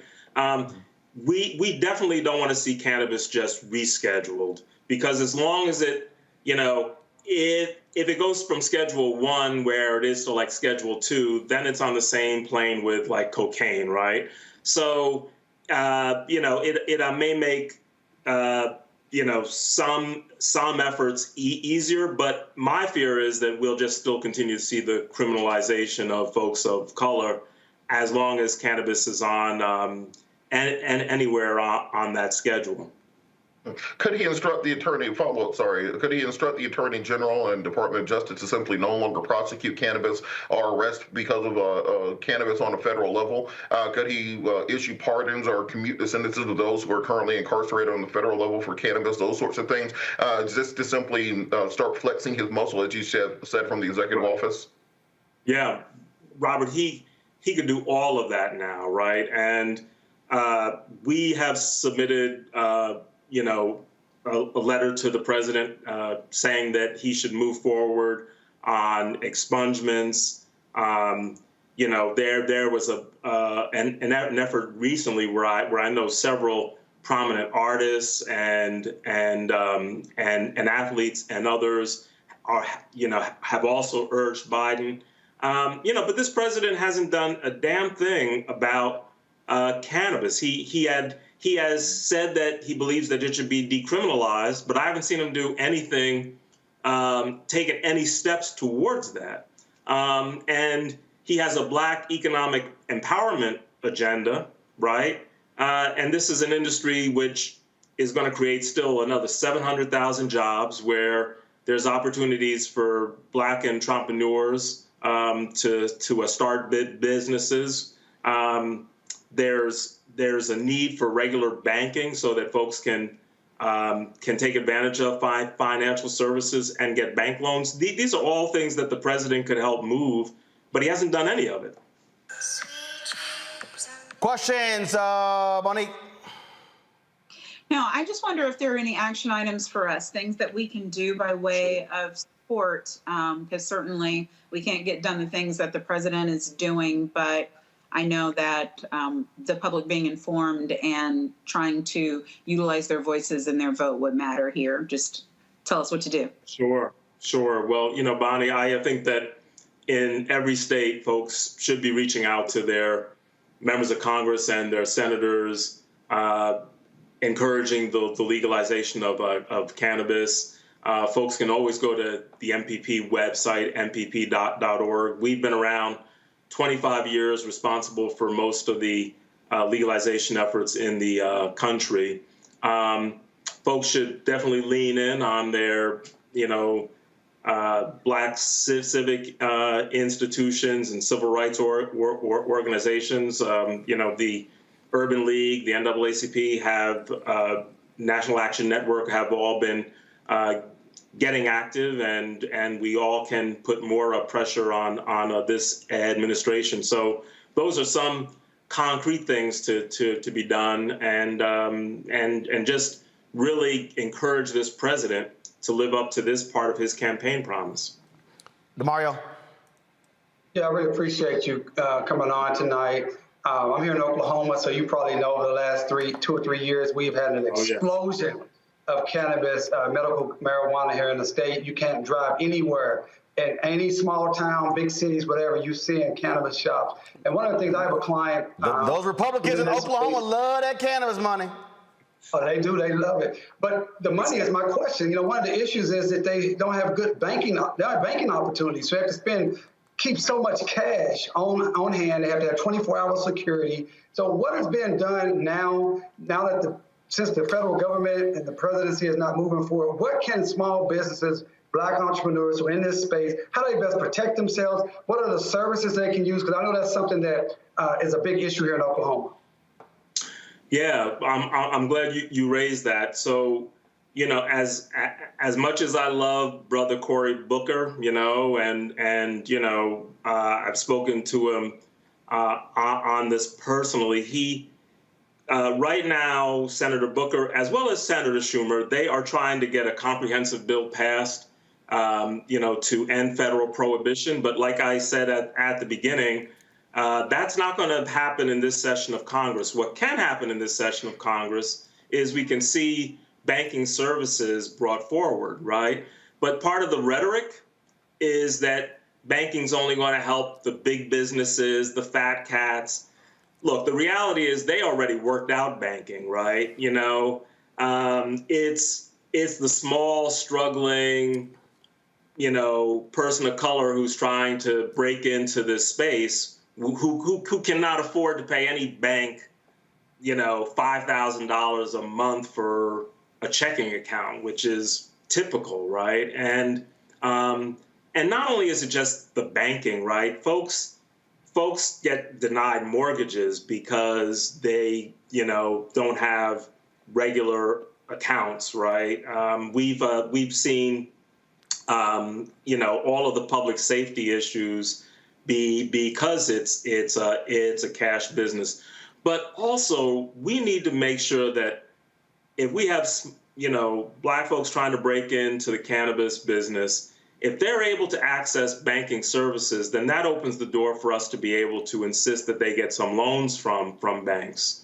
And, that's where, I spent 5 years at the NAACP, and one of the things that we did was, you push banks to make loans available, right? We can't create that leverage, right? So folks are getting licenses, right? I mean, that's a fight, but we are getting, Illinois just did a round of licenses. A lot of folks of color got licenses in that.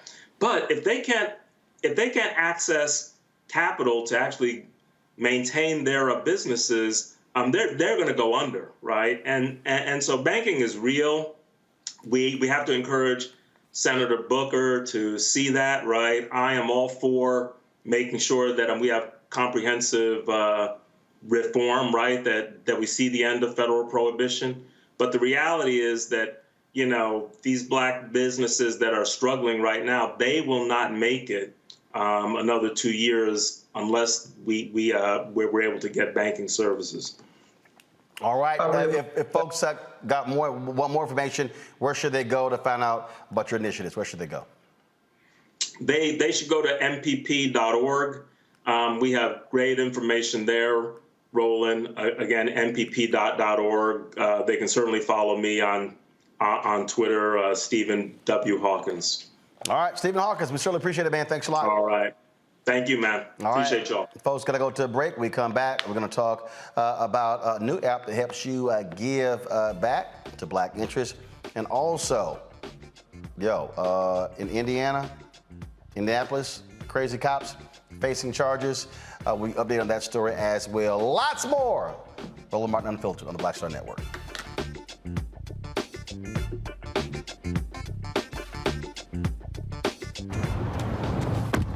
Oh, that spin class was brutal. Well, you can try using the Buick's massaging seat. Ooh, yeah, that's nice.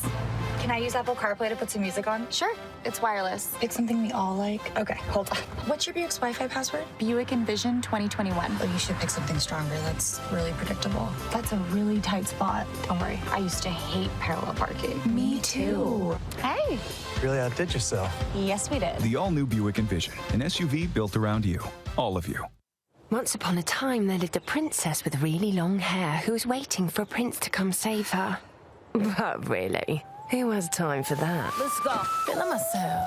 I'm feeling She ordered herself a ladder with Prime one-day delivery, and she was out of there. I want some hood girls looking back at it and a good girl in my tax bracket. Now, her hairdressing empire is killing it.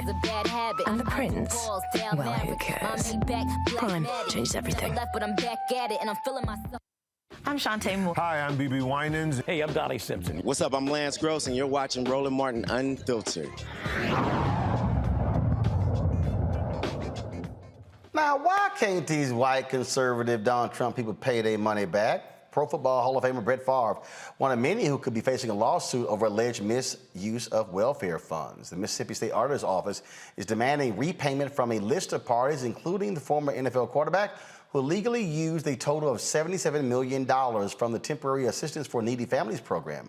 The auditor says Brett Favre must pay $828,000 in 30 days or face a civil lawsuit. He was paid that to give speeches, but it was really for work he never did. Robert, this broke Mississippi. This is supposed to be a Mississippi hero. Brett, your ass got it. Send that money back.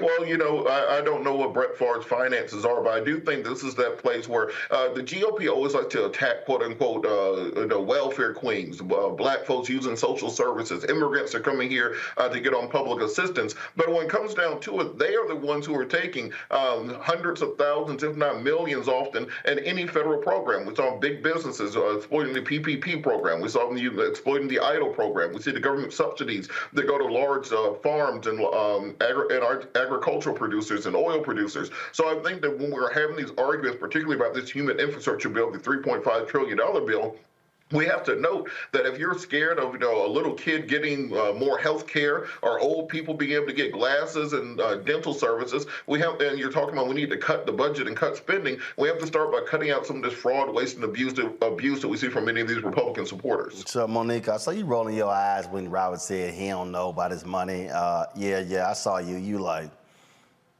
about his pocketbooks. You got something to say about this? His money is longer than the people they were ripping off. I mean, it's a grift. It's a grift. And because he received one. Here's what the story here says, Monique. Brett Favre received $1.1 million for speaking engagements in which he did not appear. He repaid $500,000 of that money with a commitment to repay the remainder in installments over the next few months. So he not only they got the wrong money, he didn't even give the speeches. Do you want me to explain how differently that would go if it was one of us on this panel? Sure. Sure. Explain away. It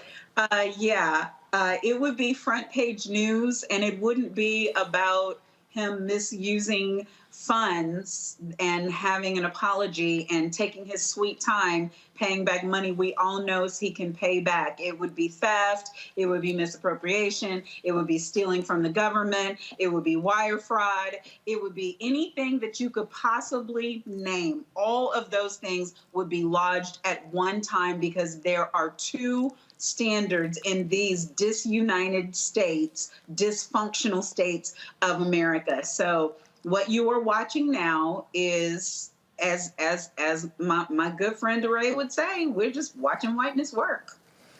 Here's what I found to be hilarious, DeMario. The Mississippi Free Press writes this here. White said Favre accepted the money for speaking engagements that he never attended for Families First for Mississippi, one of the nonprofits involved in the alleged scheme. The football star has said he did not know the funds were illegal when he accepted them. Okay. Your ass didn't even show up.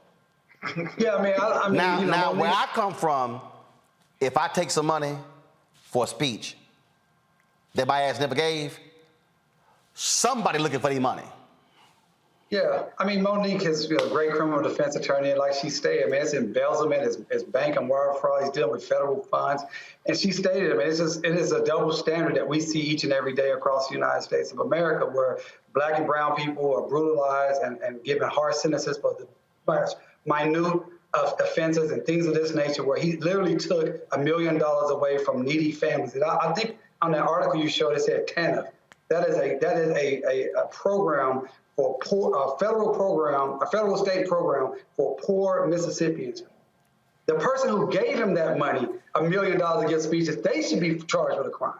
That's ridiculous. That money should have been spent in a much better, efficient way. But the fact that he took the money and didn't show up, that is a crime. And then they gave him leeway to pay it back, and he's still not paying it back. I mean, that is just, as Monique stated, that is just white privilege. There's no other way to state it. I mean, but big-time football player, and it's just like, look, I'm a powerful white man down in Mississippi. But it's not just Brett Favre, because DeMario, this may be problematic for you.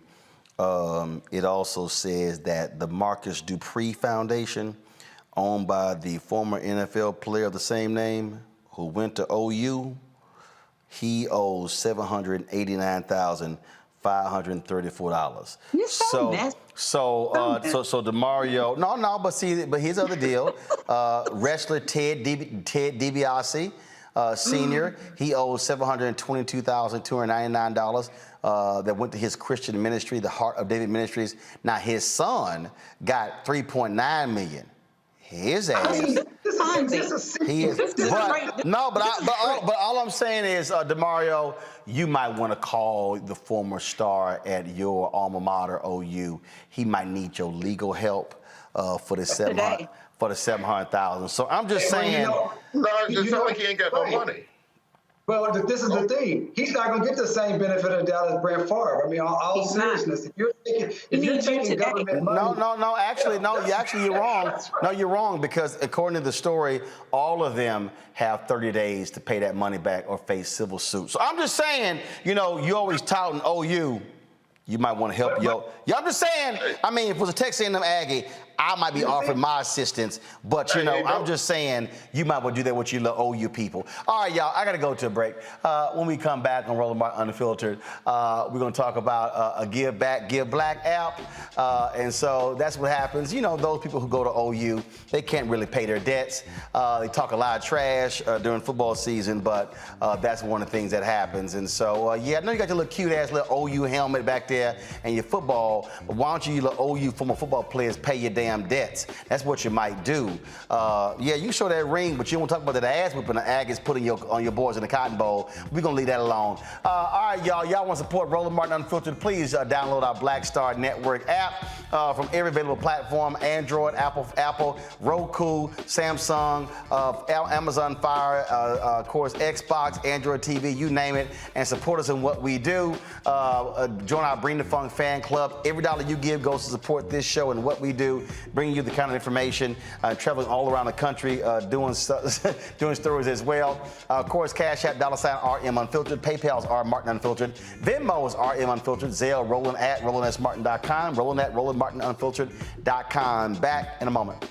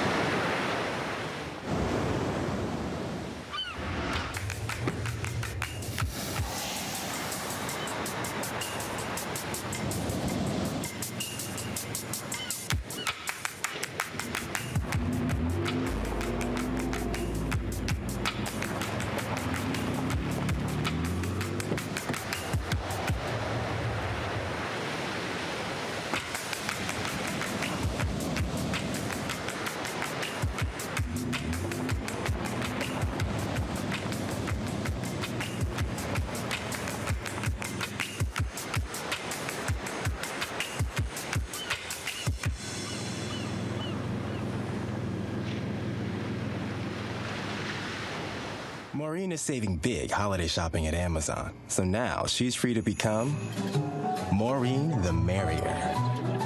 Food is her love language, and she really loves her grandson.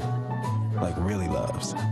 What's up, what's up? I'm Dr. Ricky Dillard, the choir master. Hey, yo, Peace World, what's going on? It's the Love King of R&B, Raheem Devon, and you're watching Roland Martin Unfiltered.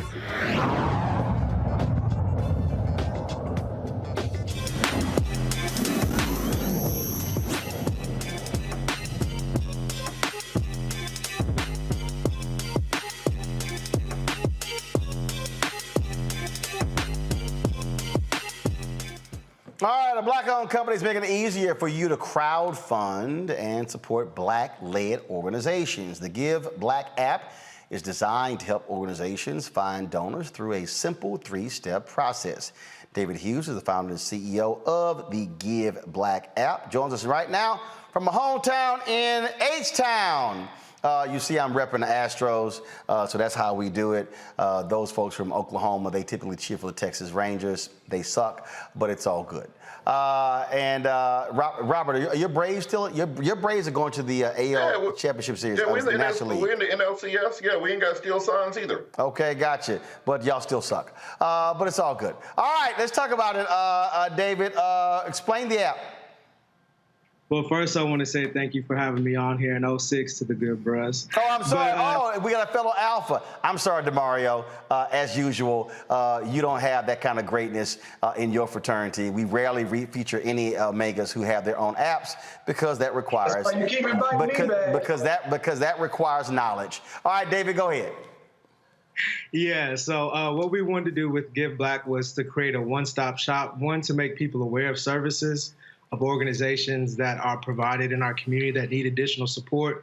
And then two, we want to be able to support said organizations that need our support. So the research shows that majority of Black nonprofits and organizations spend the majority of their money just keeping the lights on, having employees and looking for government grants. So they do need additional support. So essentially, what we created was a GoFundMe for organizations, not necessarily people. So as long as your organization is doing work in a Black community, is Black-led, we want people to be able to find out about your services and to fund said services. All right. And so how does it work? You say a 3-step process. What does that mean? So it's free to download on Apple or Google Play. And all you have to do is download it, sign up for your organization. Once we vet your organization, you'll be approved, and then you'll be able to start receiving funds within 48 hours of approval. Gotcha. So again, so let's say that Marcus Dupree Foundation got to give some money back, and so y'all able to help them raise some funds to pay Mississippi back. Is that how it works? Yes, but that's why we have a 48-hour process so we can vet our organizations. So one thing about us is we focus on organizations and not individuals, because we believe in empowering the community. You need to focus more so on organizations, and there's other technologies that focus on individuals, but we're more so organization-based. So churches, nonprofits, your show, anything that wants to produce things that can be beneficial to the Black community, we want on the app, and we want people to have a one-stop shop to promote and give Black, and not only, just for a day of giving, but year-round. All right, then. Questions, Monique? Why do I always have to go first? Fine, Robert. When you say you're working with organizations, who are some of the organizations you're working with thus far? And if they do want to get involved, how do they contact you, and how can they find out more information? So if they want to contact us, they can contact us at any of our social media, which is GiveBlack app. You can go to our website, which is GiveBlackApp.com. Currently, we have a former NBA player, George Lynch. His HBCU Heroes organization is on the app. We have a myriad of other ones, but I guess I would say our shining star is North Park Community Development, which is an organization upstate New York, which helps combat gentrification. So download the app, fill it out. You'll get an email from myself or my assistant, and that's the easiest way to get in contact with us. Okay, so you say it's the app, but like I'm on the Apple Store right now on my computer. But I don't see it. So what platforms is it available on? Oh, it's on Apple. And what'd you type in? Did you type in GiveBlack app? I typed in GiveBlack. Nothing came up. Oh, do app. So GiveBlack app. Okay, let's see if you alphas do. Y'all don't complete the whole process. While this brother's trying to find it, hold up. You ain't the host. Breathe. So I just typed in GiveBlack app, and it doesn't come up. So I'm on the Apple Store. I'm on the Apple Store. So you might just want to just check that. See, so we do this. Well, we'll check it. So I typed in GiveBlack app. Go ahead. I'm not sure what's going on. Okay, and then the website is also GiveBlack app. Okay, let's try this here. GiveBlackApp.com, right? All right. Yes. So I should be able. Is there a link? Is there? Isn't it GiveBlack crowdfunding for us by us? Isn't that what I'm looking at? GiveBlack? No, yes. Right. So I'm looking for it on the computer, and did you find it on your phone? That's what I'm saying. Yes. Okay, on your phone. I'm on the computer, Monique. The App Store. I can't help it if your computer is slow, Roland. You give me all these tech lessons. Get it together. You done? Hold up. Monique, you done? You ready for hashtag team whip that ass to show up? Just act like it never happened. So Monique, let me explain something to you since you want to be a smart ass on the show. The reality is there are the different apps for computers than also for your mobile device. So there are some apps that you can buy that are computer-based that you can't buy with the phone. So all I'm doing is checking. So I'm not able to pull up on the computer, but I can pull up on the phone. But since you want to be a smart ass about it, you just go ahead and get checked. All right, go ahead, Demario. Go and ask your question to David. Well, I was just going to say, would love for my organization, Justice for Greenwood Foundation, which is working a national organization for truth, justice, and reparations for the 1921 Tulsa Race Massacre. What is the verification process? We are a 501c3, justiceforgreenwood.org. Anybody want to connect with us and help us get reparations for our 3 known living survivors? What's the verification process for an organization to become on your platform as someone that you verify that they were a good steward of the funds that we will be able to raise? Yes, that's a great question. So we look for a historic or current mission to serve underserved communities or a Black organization. So as long as that's your mission, we see there's nothing fishy going on, you will be approved. All right, good deal. So we just reached out to you through the GiveBlackApp.com, and we'll connect with you guys. That sounds fantastic. We would love to do that, particularly with Giving Tuesday coming up. That's something that our organization is gearing up for with the Justice for Greenwood Foundation. So definitely look forward to connecting with you on that. Absolutely, sounds good. And who says alphas and Qs can't work together? Oh, hell no. Well, first of all, somebody got to employ them. So I get it. All right. So hold on before you do that. So David, here's the issue. Go to my computer. So I went to your website, and I clicked right here. You see how it works. Let's see how it works. Then when I click download from the App Store, then it takes me to the App Store preview. When I click view in the Mac App Store, what happens is it comes up and it actually says it's not compatible with this device. So it says that the app that's on your website only works for the iPhone. So I'm only saying that because if somebody out there tries to use it from their computer. So I definitely pulled it up on the iPhone, but the version for the computer is not working in the App Store. So just want to let you know that. Okay, thank you for notifying us. All right, I appreciate it. Not a problem, not a problem. So we always go through that thing. All right, so who has Monique, you had something extra you want to add? Yes, it's my turn. No, you missed your turn trying to be a little smart ass earlier, trying to tell me I can't work a computer, but I just showed you how that went down. But go ahead, ask your little question. Go on. It's just so much hostility. I'm wondering, because I believe the name of the organization we was covered by Roland once before was HBCU Change, maybe, or something like that, whether you're aware of each other with similar functions, but could perhaps assist each other along the way because their giving is specifically dedicated to HBCUs, and yours is dedicated more to Black organizations generally. But what I appreciate is that we're all doing more things. But what I love more than that is when we collaborate. So I don't know if you had heard of them or not, but it's HBCU Change. No, I have not. Right, Roland? Is that the organization? Wasn't it HBCU Change? You did that segment on them? I don't know. That's so long ago. I'll look it up. Well, Monique, we'll look into it, and hopefully we could do something to cross collaborate. And if you know them, please put me in contact with them. Yeah, it's HBCU Change. That's what it is. All right. Again, David and folks out there. I mean, look. We do a lot of segments. I don't remember all of them. Okay. Good luck with the app. It is the GiveBlack app. Folks, you can pull up on your iPhone. David, they're going to work on it, pull up on the computer. But folks, check it out. And please support the folks who are doing some great work. David, thanks a bunch. Always glad to see alphas handling their business. And yes, we do have mentoring classes for Omegas, Kappas, Iotas, and Sigmas. I appreciate you. I appreciate it, even those from Oklahoma. All right, y'all, real quick break. I'll come back with our final two stories. Roland Martin Unfiltered on the Black Star Network. That spin class was brutal. Well, you can try using the Buick's massaging seat. Ooh, yeah, that's nice.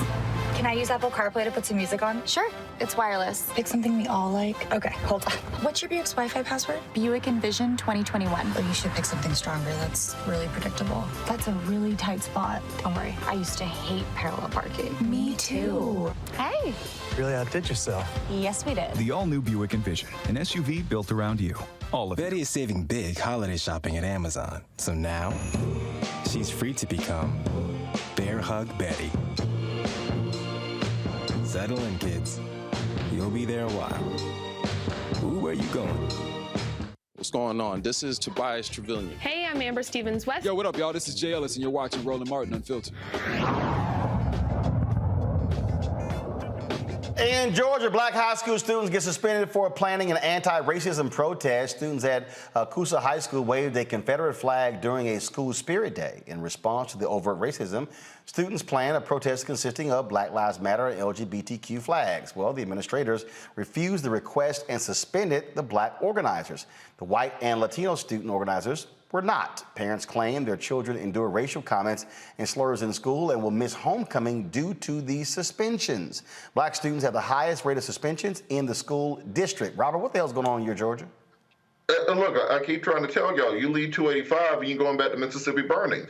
And it's predominant throughout the state. You still have a very Confederate mindset. I would recommend for those parents, if at all possible, to take your students out of that school and put them into a nearby school district if it's a possibility. But at the same time, you have to look at your school board elections. You have to be engaged with the administration and also the administered statewide to ensure that these stories are coming to light, and you try to get those people out of power who think that they can simply continue to subjugate young people for exercising their constitutional rights and supporting this Confederate mindset which still exists within the state.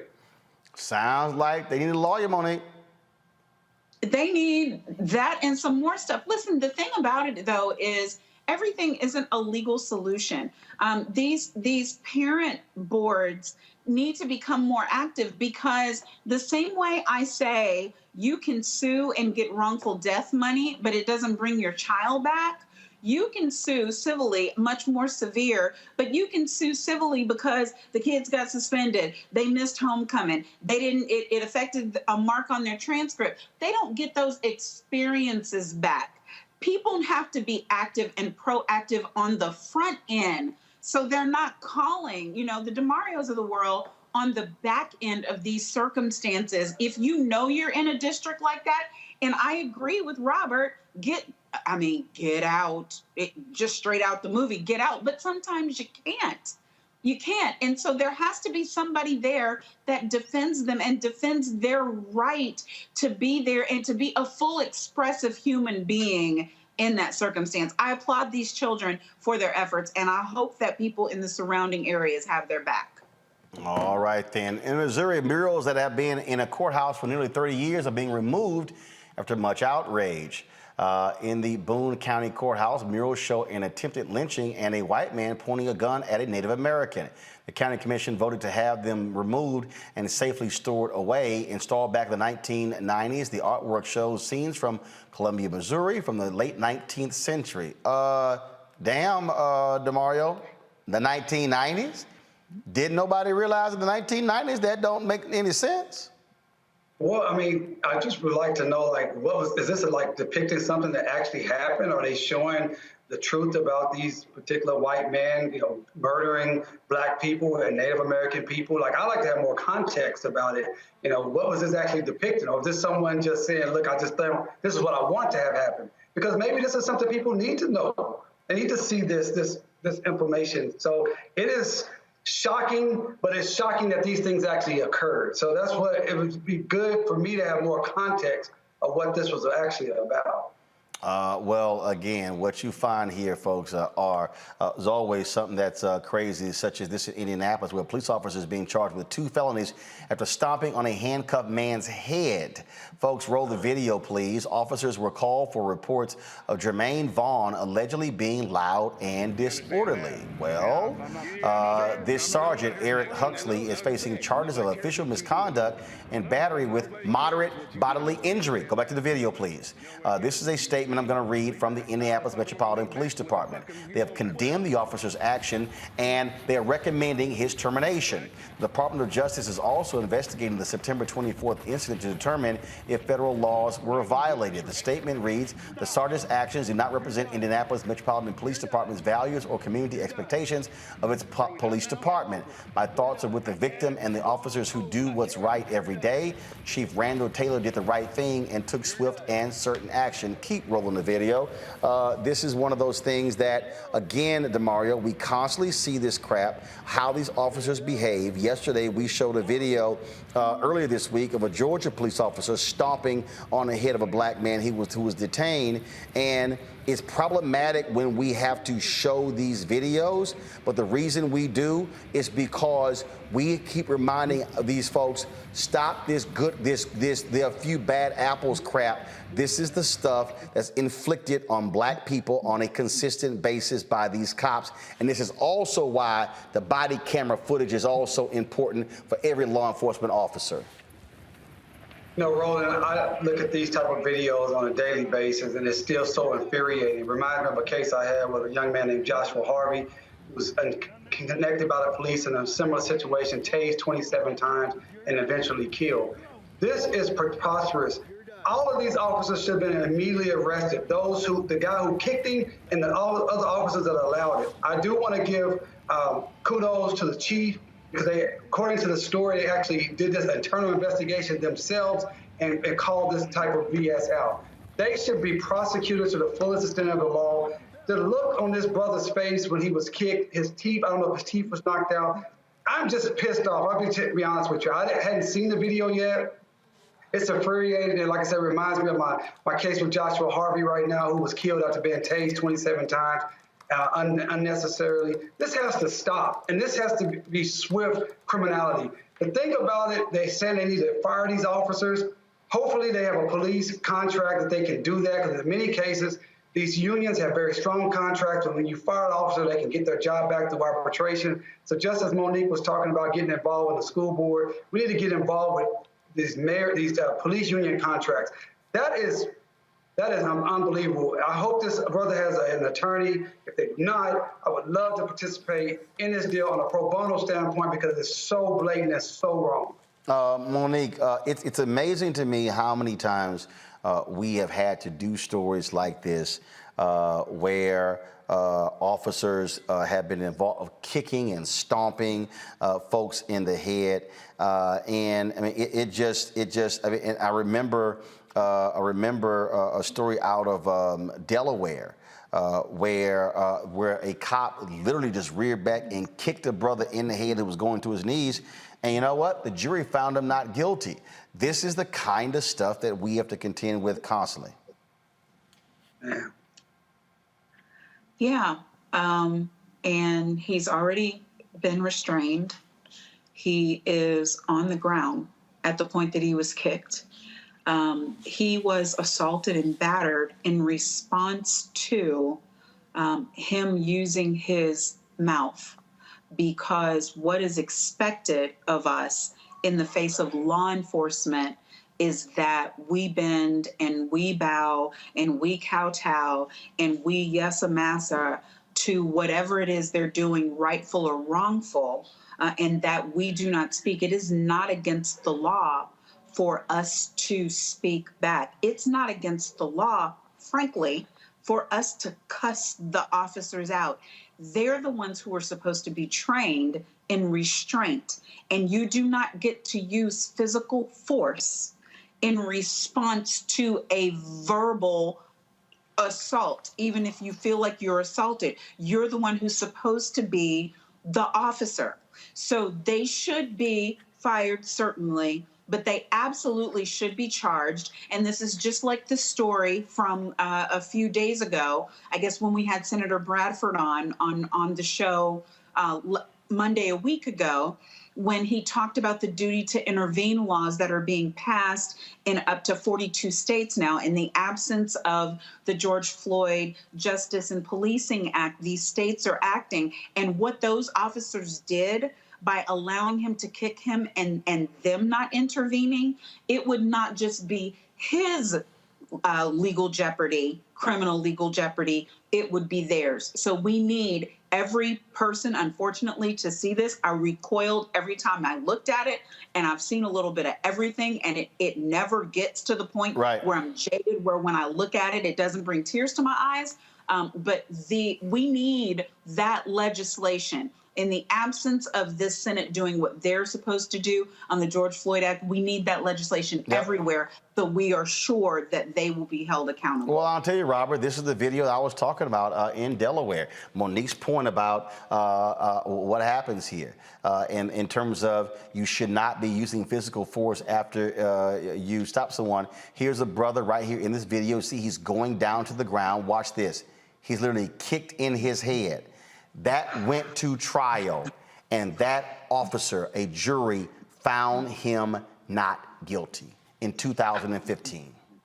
And Roland, the worst part is, where I'm at here in the office at the Rainbow Post Coalition headquarters, getting ready for our conference tomorrow. Less than 50 feet away, there was a video a couple months ago of a woman who was handcuffed and officers kicking her in the head. And that's how officers act when they know they're on video, when they know they have a body cam on, or that there's the dash cam video. So imagine the countless numbers of people who are experiences that aren't on film. They do not have that non-biased witness, or where the video does exist and suddenly has been suppressed or has not been released by the police departments. This is why that federal legislation is so important. This is why having an empowered Department of Justice to handle civil rights issues is important. This is why we cannot simply say that it can't be done. We got to keep fighting like hell for it, because our people are being beaten, shot, and killed on a daily basis, and we're not going to take no for an answer again. I think it'll be hell to pay at the ballot box in 2022 and 2024 if they can't get it done.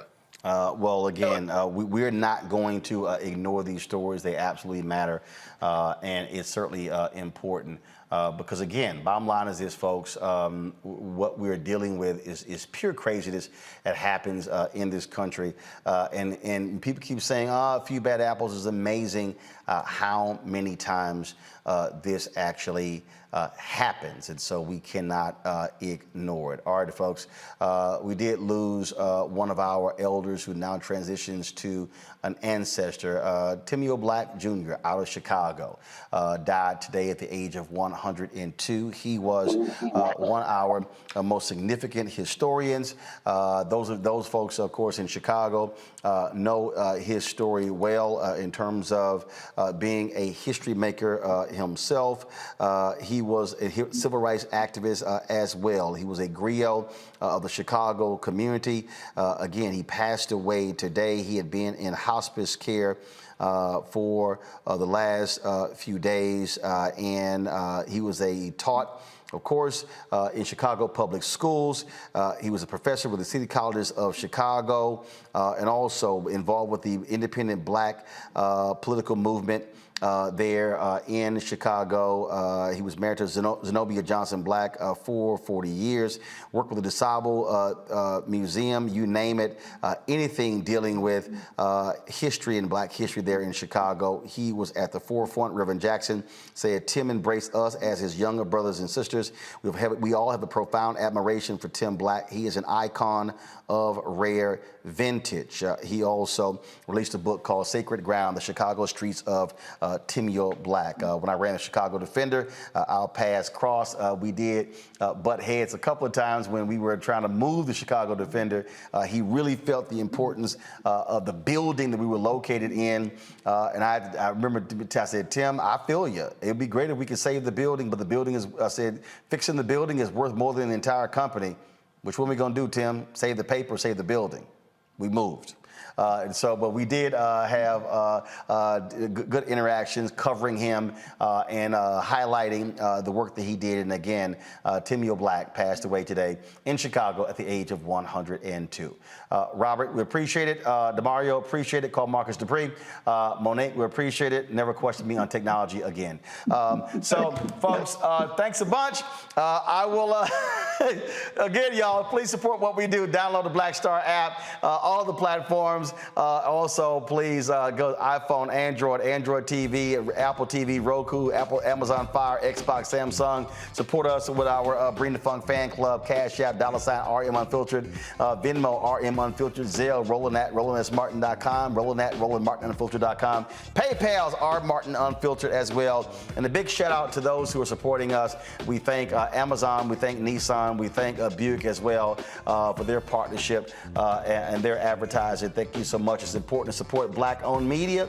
And so I say those who support Black-owned media, we support it as well. Those who don't support Black-owned media, stop giving them your dollars. Dr. King said on April 3rd, 1968, he says economic reciprocity. He said we must redistribute the pain. Those who support us, we should support them as well. Don't let somebody keep getting your money when there's no return on your investment. I'll see y'all tomorrow right here on Roland Martin Unfiltered on the Black Star Network. Also, go Astros. Holla!